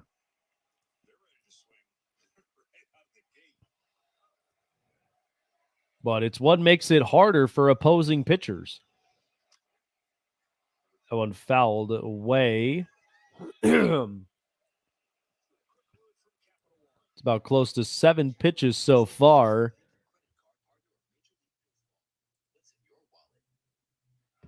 And this at bat.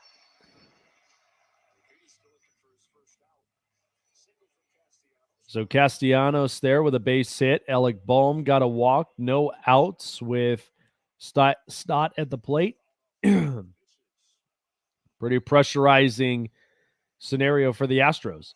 That one swung on and missed, and Akiti gets Stott swinging, and there's the first out of the 6th.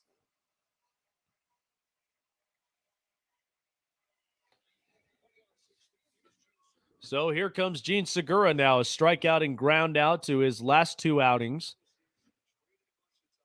But like we said, quite the guy who had journeyed around in Major League Baseball,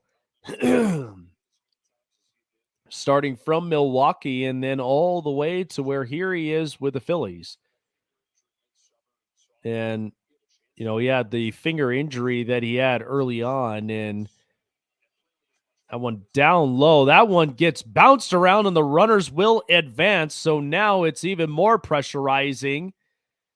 Runners at third and second. What's going on, Philly Sports? What's up, Robert? I know you're just as excited as I am, especially with the World Series and where it's at right now. It's just absolutely home run derby tonight. So a wild pitch there accounts for the runners' advancements.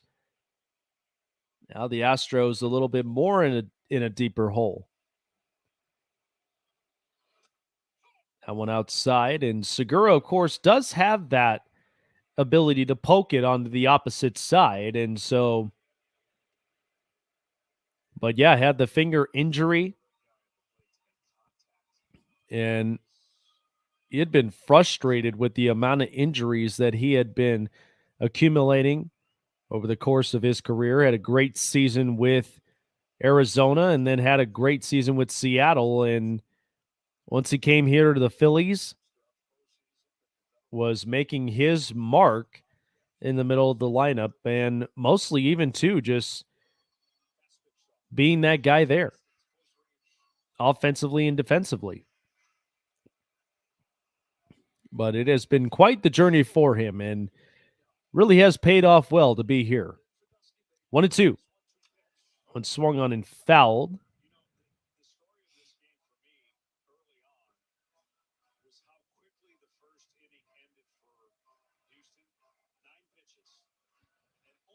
Yeah, 9 pitches that had ended the inning for the Astros, and that just tells you a lot about just how quiet this offense has been. They haven't been able to find any solution whatsoever to get the team going. And we're already close to the bottom 3 innings of the game. That one popped up, and they will call that there. Jeremy Pena up to grab it, and 2 out.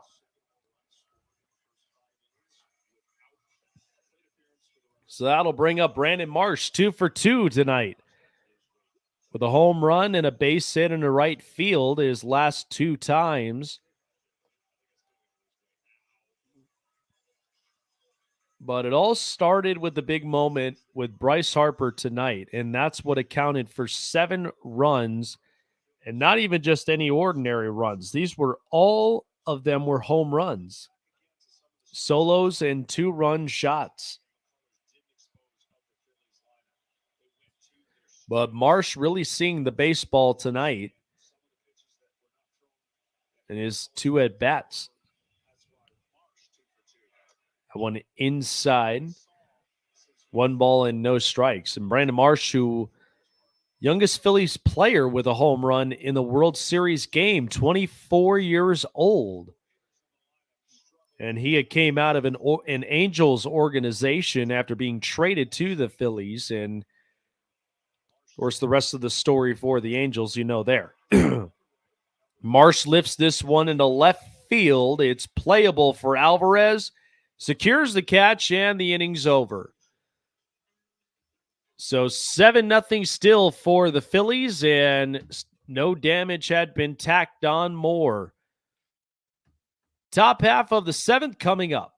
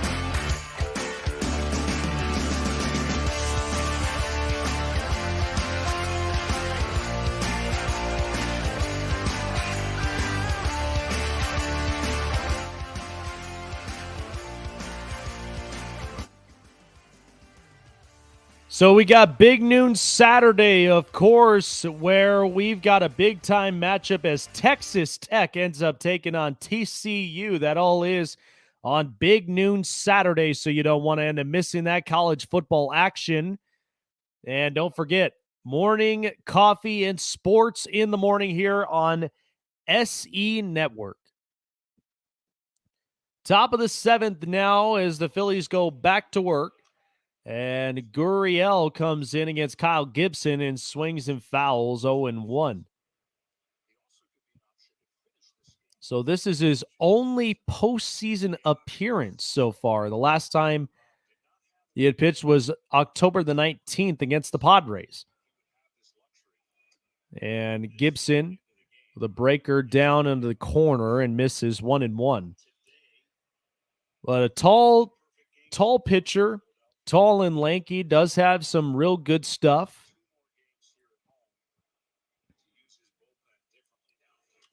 And this one hit in the air to center. Marsh finds it, and he'll make the catch 0-1 with one out. So Gurriel is retired. But so far, that has been the narrative of the Astros tonight. Now Noah Syndergaard kind of looked like he was getting a little bit warmed up, and they'll be back in again. So David Hensley. That one bounces in the dirt, 1-0.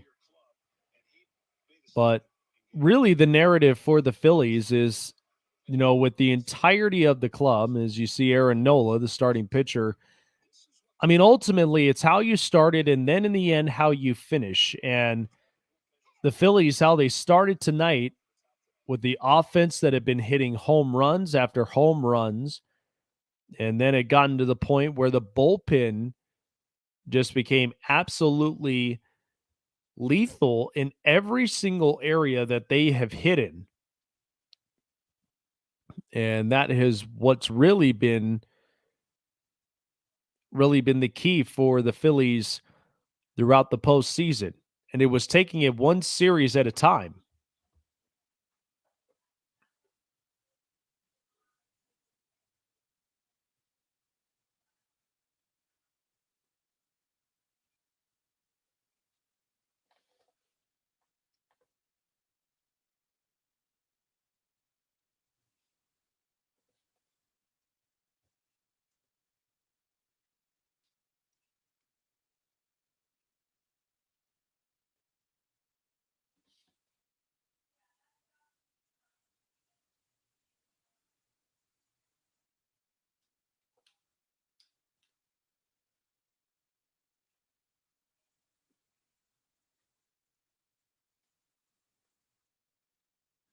Oh, boy.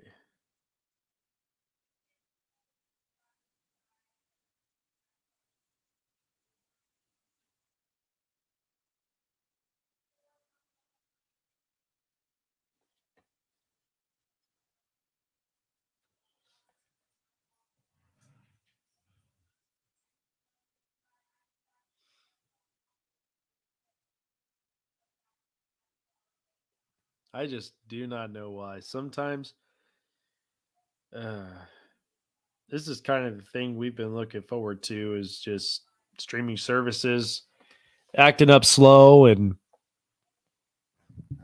of course, a lot of people streaming up on the game. Kind of figured that. And so Chas McCormick gets a base hit there with 2 out.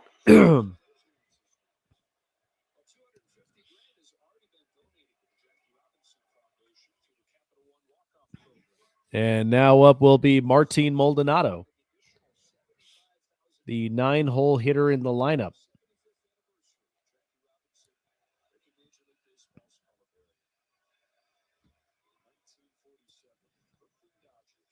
Two out, 1 on. Maldonado at the plate, 7-0 Phillies lead. And Gibson brings that one down, 1-0 the count. So 1 for 2 for Maldonado, a single in the 5th.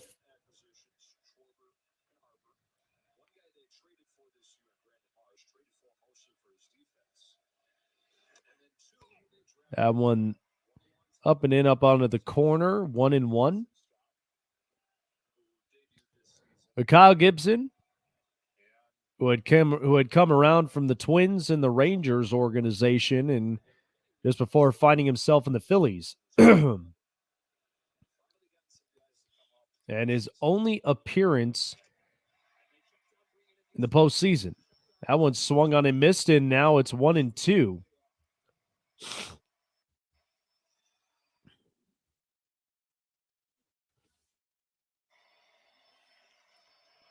Crowd chanting and on their feet.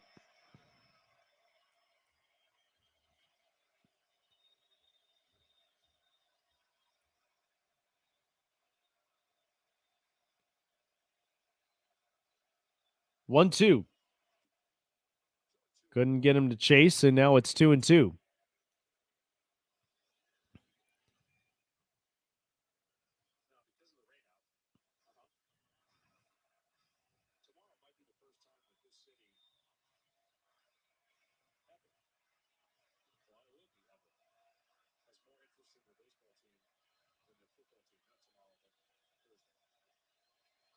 One, two.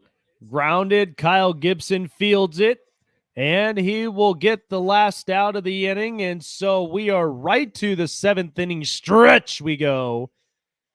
Top of the lineup to come up here at the bottom of the 7th for the Phillies. 7-0 still leading.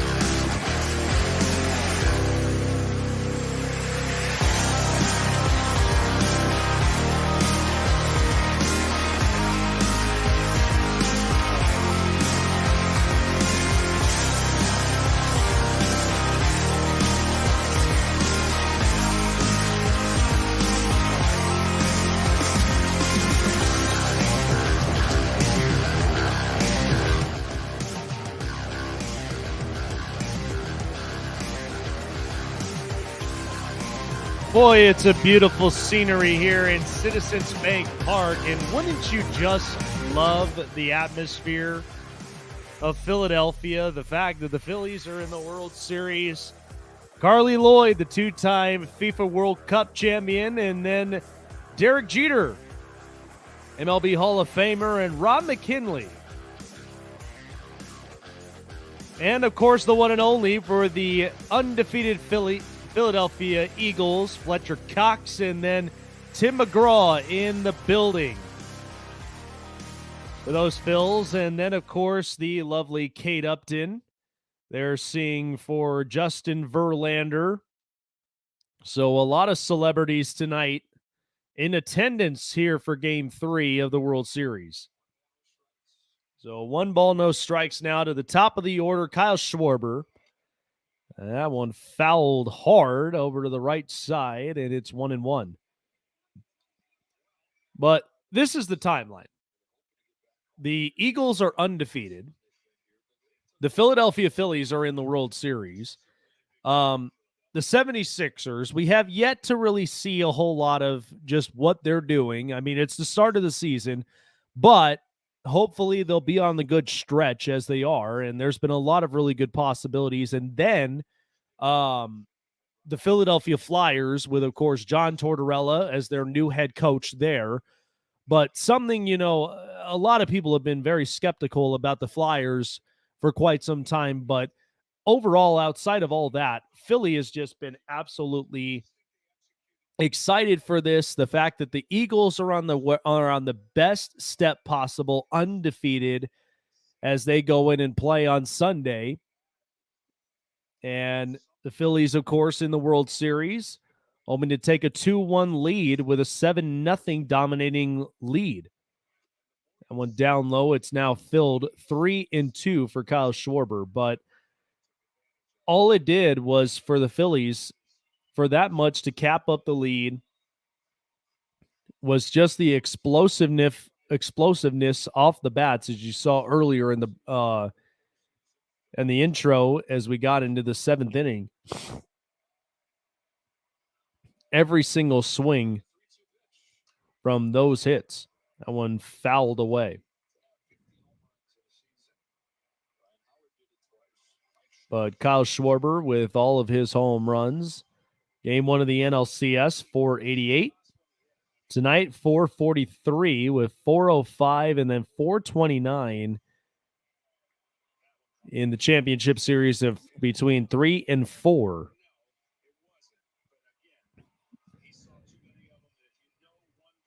And here we go, 3-2. Swung on and fouled. And, that's the one thing that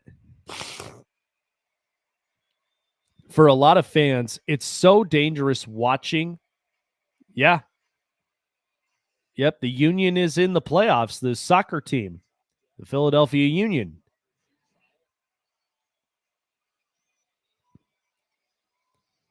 Three-two. And swings and misses, and down goes Schwarber as he's out on strikeouts. And then here was Bryce Harper earlier. This was the knuckle curve that we had seen, and then the sinker from McCullers, and then this one was off the slider. That was Brandon Marsh's, but all of those, there was the changeup. It was mid and low, and then once again, slider, mid-low, and had the extension put together. And 5 home runs tonight. It's tied for the most in a World Series game, but that had been literally the painting from Lance McCullers Jr. tonight that has really just struggled for him in the end. And so 0-1 now for Hoskins. Drills it center field and not enough carry as McCormick will make the catch. So game 4 tomorrow night. And for those of you who will be here on SE Network, of course, game 4, Christian Javier against Aaron Nola. And I do expect, this game, this I think is going to be an even tougher matchup between the two, as Javier in the postseason, 135 ERA, and Aaron Nola, who had kind of caught himself into a jam even in game one. And now Real Muto ends up fouling this one off as it is 0-1. Foul out and 2 strikeouts for him thus far for the 3-hole hitter. And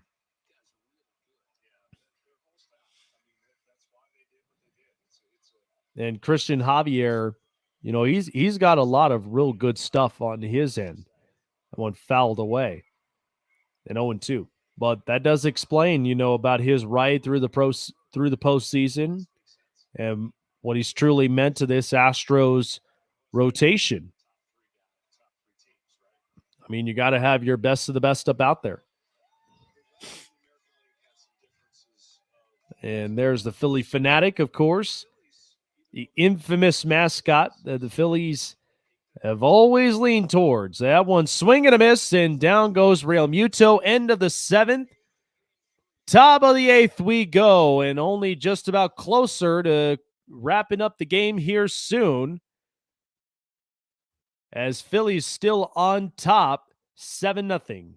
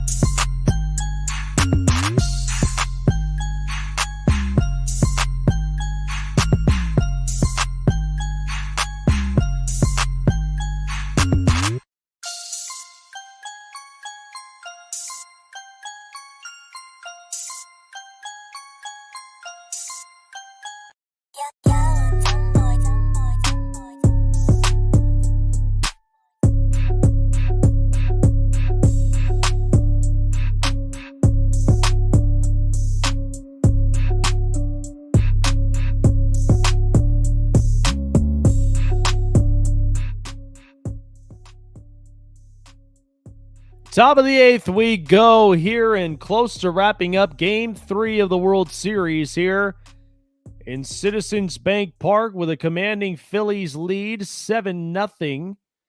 And now Nick Nelson will be coming out here for the Phillies in the bullpen.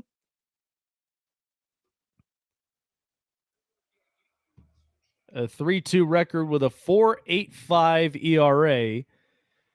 It'll start it off with the top of the order as Jose Altuve checks in. That one's outside. 1 ball and no strikes. 2 lineouts and a pop out, and that's basically what's been the story for Altuve all throughout this postseason. And that one swung on and fouled. It's not looking the absolute best that we're used to seeing when it comes to Altuve.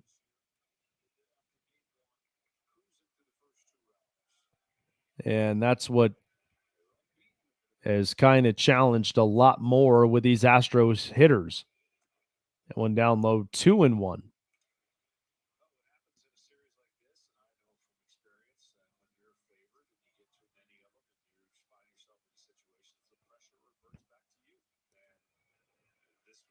But Christian Javier to get in the start tomorrow and hoping that there might be some life for the Astros here after seeing the results for tonight. 2-2 count after that called strike. But it has been very tough for Altuve. He's been in his own head all night long, hasn't been able to really overcome a lot of those obstacles. One fouled away. What's going on, RQ? Going good, but close to ending up the game right now. Still a 7-0 shutout. But a big thing about it is game 3 winners have won the series at least 68 of 98 times. It's a 69% chances. And it's always this is always mostly the middle, like, crucial game. That one grounded right to short. Stott will field it, and down goes Altuve. And the woes continues. So here's the great time to be a Philly fan. The Eagles this year are 7-0, the only undefeated team in the NFL. The Philadelphia Union head to the MLS Championship and the first World Series appearance for the Phillies since 2009. And that's where we wrap it all up from there. And you got to think these Philly fanatics everywhere around are just absolutely loving this moment. And it's always sunny in Philadelphia. And here's Jeremy Pena now. That one looked up at, and he said he went around. And Jeremy Pena didn't like that call from the first base umpire.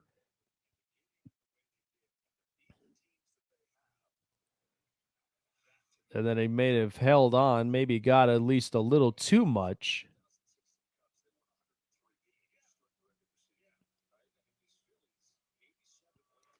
That one down low, 1 ball and 1 strike for Pena. And the largest win disparity here against opponents is 19.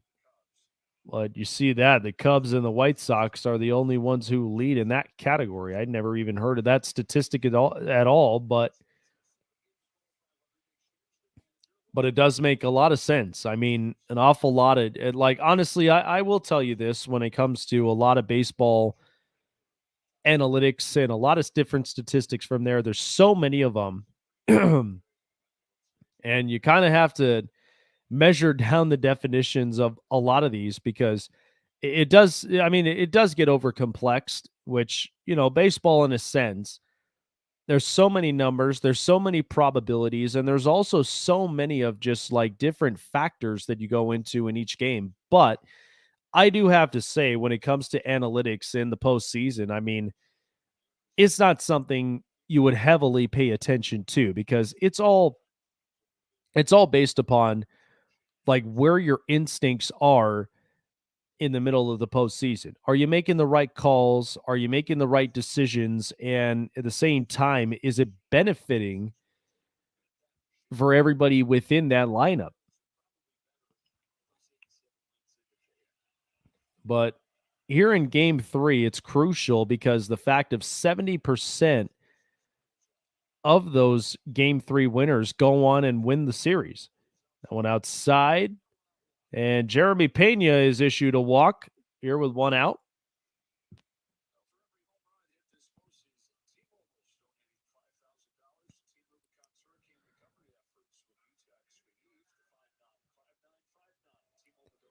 But one big thing that we do have to note is that some of the series that we've seen all through this postseason, the Padres only had had one win against the Phillies. Dodgers had one win against the Padres, and the trend had continuously went on where some of them, whether they won the series, they'd move on, and then by that point, only limited to just one win in those games. And the teams that had the momentum and the team that have really stuck themselves greatly in a lot of different discipline for these guys, it has worked out perfectly. And we have yet to see what the result may be like from here. One swung on and foul. What's going on, Mythic Gamer? Strikeout, ground out, and line out for Yordan Alvarez, 0 for 3 tonight. And of course, knowing the heckles against Astros, I mean, you see that right there in front of you. I mean, that's kind of just been the reality that the Astros have basically been under since 2017. Bregman on deck. And of course, the Astros 0 for 2 against NL East opponents in the World Series, which accounts for the Nationals and the Braves. Alvarez towers this one way up and above. And Marsh making the call and does get it. It was a little bit risky, but he was able to make a beautiful catch, and it is now 2 away. But yes, the Astros just have not been able to find successes against NL East opponents. And they're already on their third one in the fourth appearance of the World Series. So Bregman now 0 for 3. 2 ground outs and a pop out to his credit thus far. But there has been no sign of life for the Astros tonight. It's been all red for the Phillies tonight.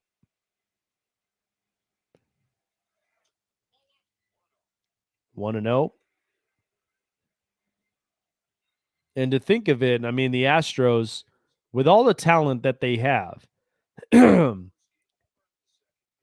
mostly when you see this with certain baseball clubs, I mean, you could come in with the most superior talent and be the best, be at least on paper the best team, but sometimes lots of scripts get flipped because of the fact of different stories. I mean, you look at the Braves and how they were able to load up the talent that they have dating back from the team that lost a lot of draft picks. No one fouled away. And sure enough, they were able to get guys like Acuna and Michael Harris and Spencer Strider and Max Fried and so many, and the list goes on. But, and even to the Washington Nationals were quite the story when they won the World Series. So you got to think to yourself, I mean, does it truly account for being the better team? And one swung on and it down that line and foul, and Bregman stays alive. He's 1-2. But yeah, I mean, the fact that the Astros being the best team in baseball, but the Phillies having a different narrative as being just the best story in baseball. Last time they won the World Series was in 2008. and something we all reflect on of just that group and what that was like for them to winning the World Series. I mean, nobody had even would have even thought, the Phillies would have even got to this point. 1-2, that one foul. I mean, compared to the 2008 group, I mean, a couple of other real good notable names: Carlos Ruiz, Pedro Feliz, and just so many. Joe Blanton. I mean, I can name at least a lot more players, but that was a heck of a team. And a frustrated Jose Altuve there on the dugout.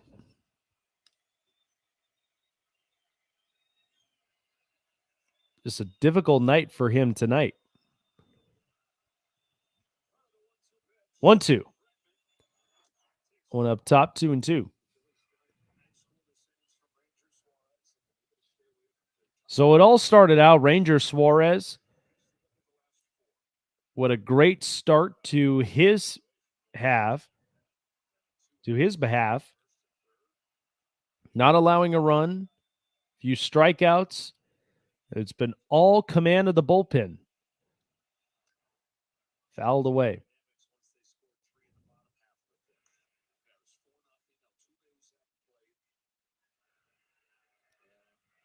But the pitchers used tonight,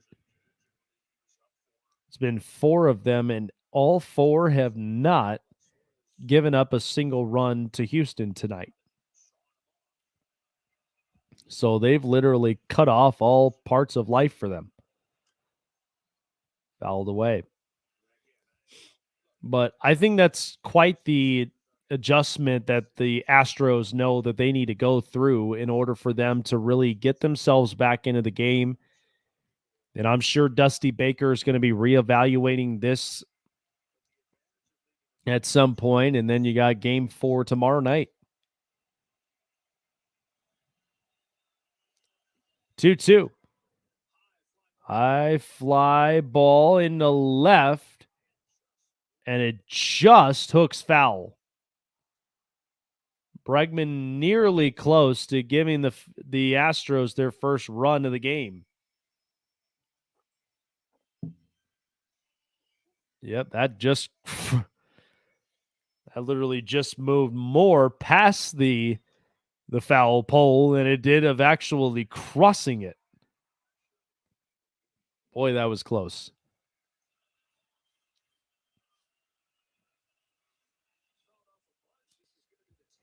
So 10th pitch coming up, 2-2.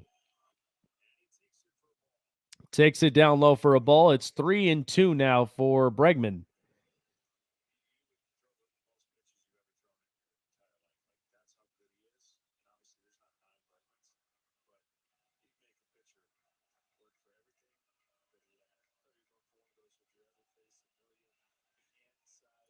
Three, 2 coming.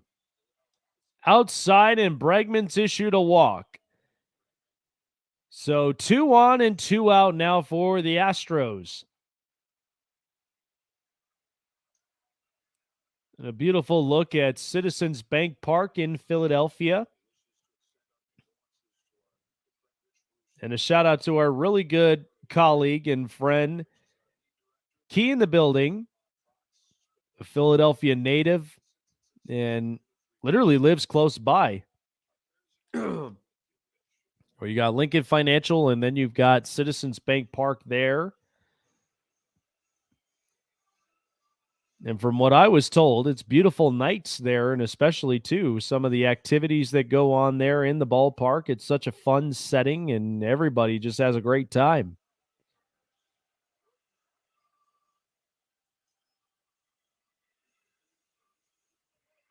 So a little more of a discussion there on the mound. And Nick Nelson back to work. So tomorrow night, game 4, Astros Phillies. 4 p.m. Pacific, 7 Eastern Standard Time. That is when the game will start. So you don't want to miss it here on SE Network.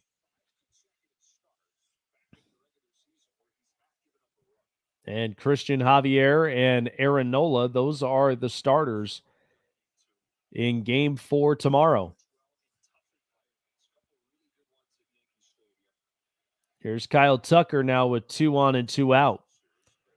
And Tucker trying to find himself in a groove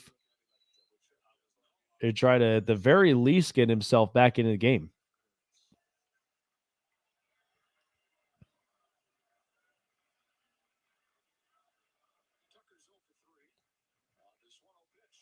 One swung on, hit in the air to left field, and that is playable for Schwarber, and down go the Astros in the top of the 8th.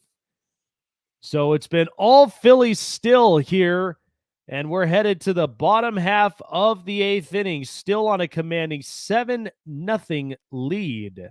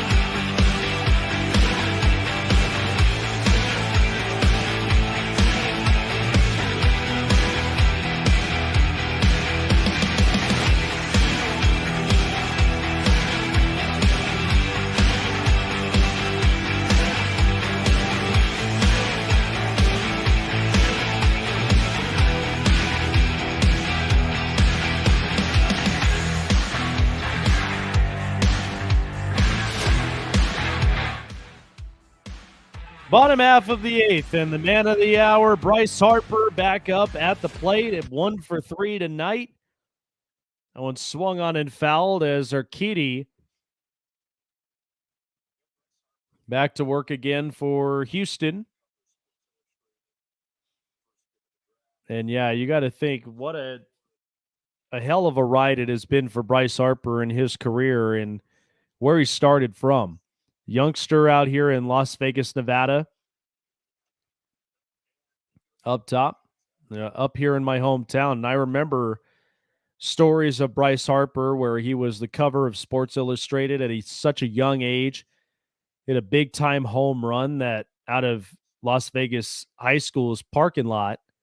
It was way up into the dirt area, but he was the biggest talk there. There was so much pressure on his shoulders because of, where he came from and the swing and the And just the body, they called him the Phenom at that point. And the draft class, of course, that featured Mike Trout and then Harper right on after him as he pops it up, and it is caught for Bregman for 1 out. But there was so much that you were looking forward to as well. I mean, the cover kid on Sports Illustrated. But defensively, Nick Castellanos has come up with a bunch of really good catches. And the World Series in Game 1 came up with a great catch himself. And then tonight he's done it again. And that was against Jose Altuve. Oh boy, he's having a lot of fun out there in that outfield.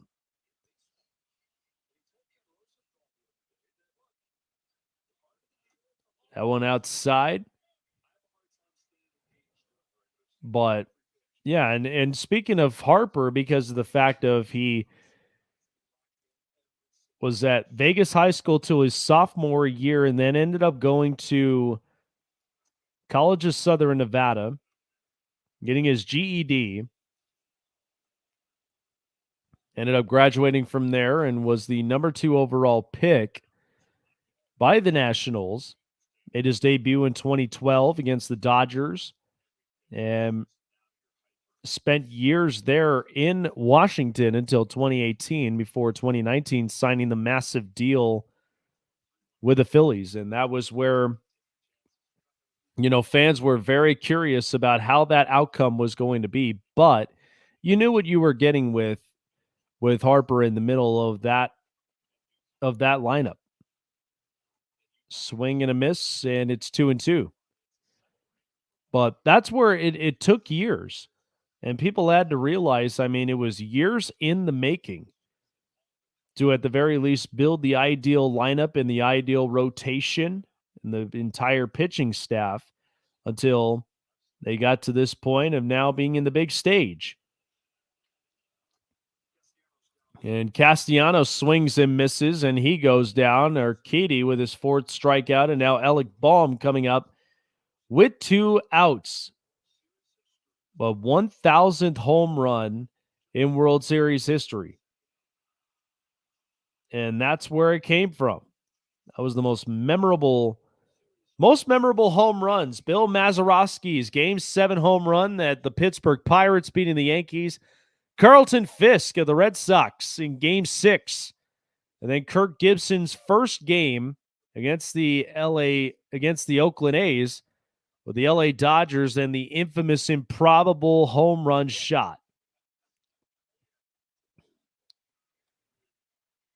So a lot of different notable home runs after Alec Bohm had hit that one straight up out of here for their 1,000th home run ever in the World Series. This one popped to right field, carrying and got it. And so Kyle Tucker ends up holding on. We go to the top half of the 9th. We go. And still a 7-0 Phillies lead, looking to close it out.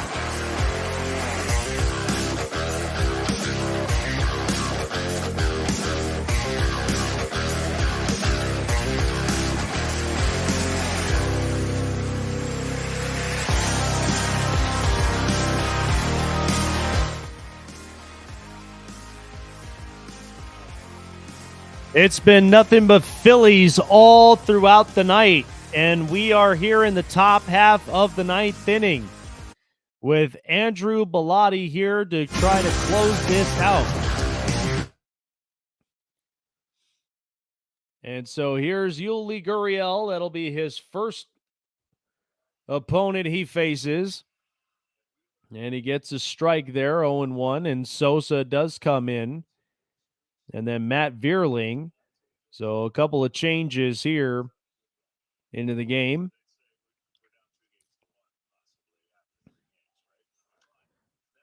Oh, one hit in the air. Segura signaling, and he makes the catch, and there's the first out. So far, Phillies have won 6-5 in game one. And then the Astros have answered back to tie the series. And tonight in the first game in Philadelphia, it's been all red October for the Phillies. And so here in November,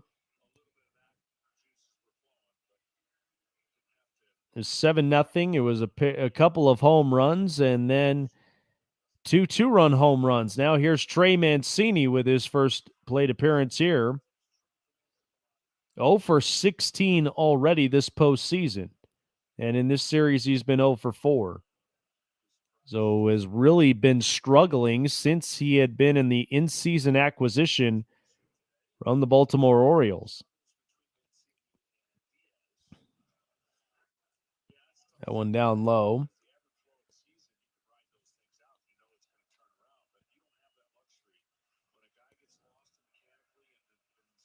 But Mancini, who once he was acquired, I mean, he was a big name. And everybody in Houston was excited hearing about, the trade acquisition. And then since the postseason has been really, really quiet and hadn't gotten anything going since then. And he's up at 2-1. So the bullpen tonight, 12 innings, 7 hits, no earned runs, and 12 Ks. So they have done a tremendous job keeping the runs limited. That one down low. 3 balls and 1 strike. And Chas McCormick up on deck.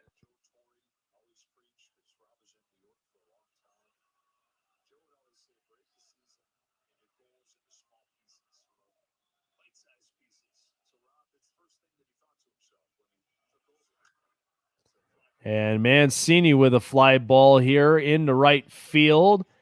Playable for Vierling, and there's 2 down. So everybody here in Philadelphia all on their feet and getting absolutely excited for game 3.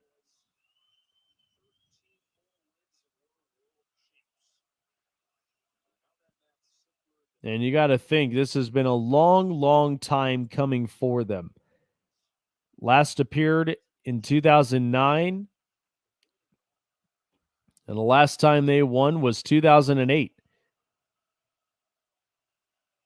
Chas McCormick with 2 away. One inside. 1 ball and no strikes. But here were the sights and scenes, and we apologize for our viewers here and our listeners. But the sights and scenes here from the 2008 World Series champion Phillies, just absolutely stacked with a bunch of names, and of course, one of the great managers, Charlie Manuel, who had led this group to the World Series championship. And now back in it again with Rob Thompson, and with a completely different story and narrative of this Phillies group compared to the 2008 group. 2-0. That one outside. 3 balls and no strikes. And like I said, Jimmy Rollins, Shane Victorino, Pat Burrell, Jason Worth, Ryan Howard, Carlos Ruiz, Pedro Feliz. There was a lot of people on that lineup. And at times where you needed him, Matt Stairs was there. That one there for a strike. 3 balls and 1 strike. But this has definitely got to clean up here for Houston in order for them to keep themselves in position here in this World Series. But it's not coming easy with a tough Phillies team that has really relied on some of their starting pitching and mostly in their bullpen. And it did catch him off guard. And that one swung and missed, and it's 3-2. What's going on, Sean? What's happening, my friend? I mean, these seats are absolutely crowded. Bellotti coming with a 3-2. That one fouled away.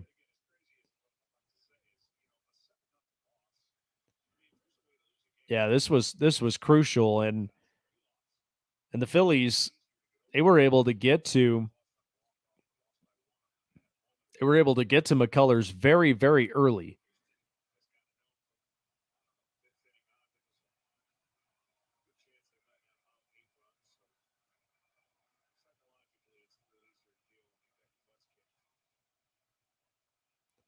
Open with another 3-2.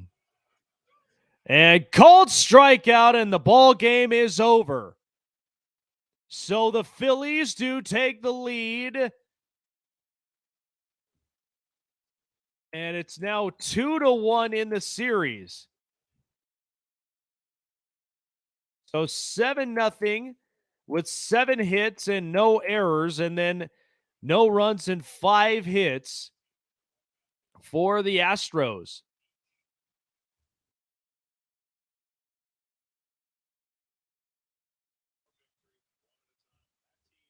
And boy, Philadelphia was just absolutely swinging for the fences tonight.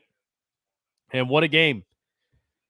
But all the headliners, as we've said, Bryce Harper with the 2-run home run that got the start for the Phillies, and then Alec Baum, Brandon Marsh, Rhys Hoskins with solo homers, and then Kyle Schwarber with that big 2-run bomb into center field. But really all the credit was to Ranger Suarez. And a great start for him in this game, with now giving the Phillies a 2-1 lead in the series. And everybody in Philly enjoying it and loving it. Well, there's still more baseball left to go around, and so can't say it's over yet. And so, yep. What's going on? Wire to Wire Sports Podcast. I keep dancing on my own, and there you go. See, there's so many excited fans here, and we appreciate every one of you guys.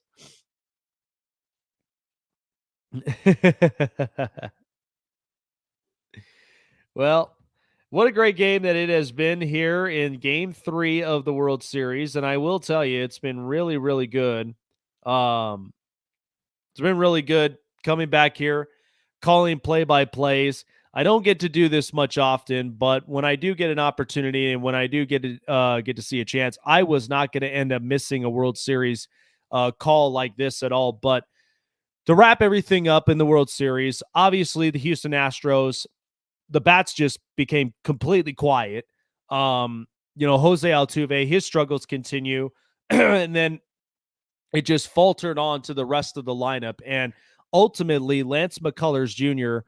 had at least a little bit of some good stuff, but in the end did leave a lot of pitches in the middle of the zone, which allowed for guys like Bryce Harper and Kyle Schwarber and the rest of them to just be teeing off with them home run after home run.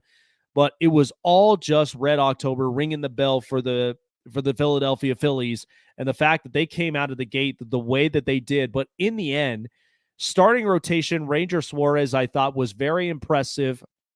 Really pitched a gem for the lefty. And then in the end, a powerful bullpen that the Phillies put together really showed a lot about what Philadelphia's story is all about, and a team that really does want to win it all.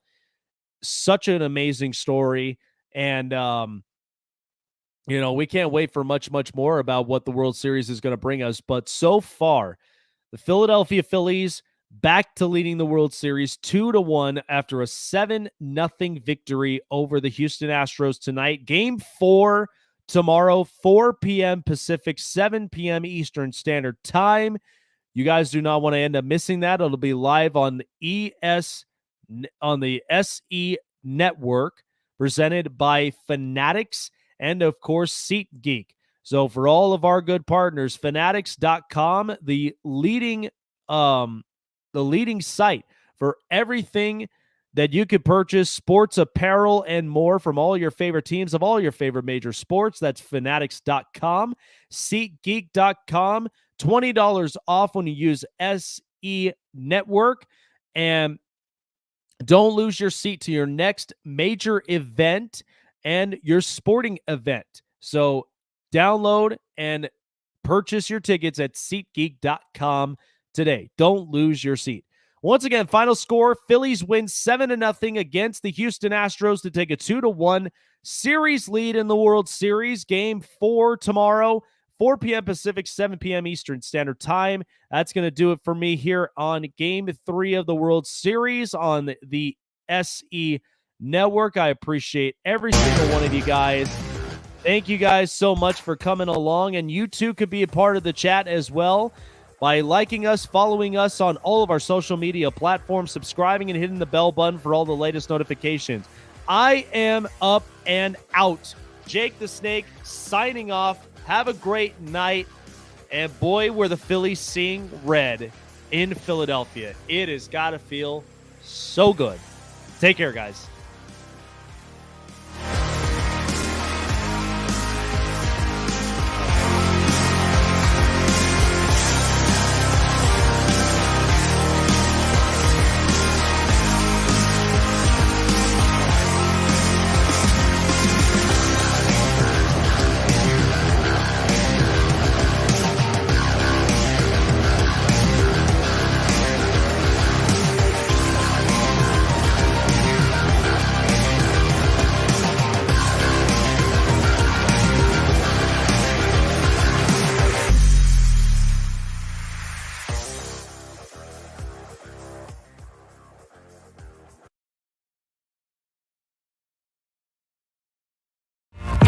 Have you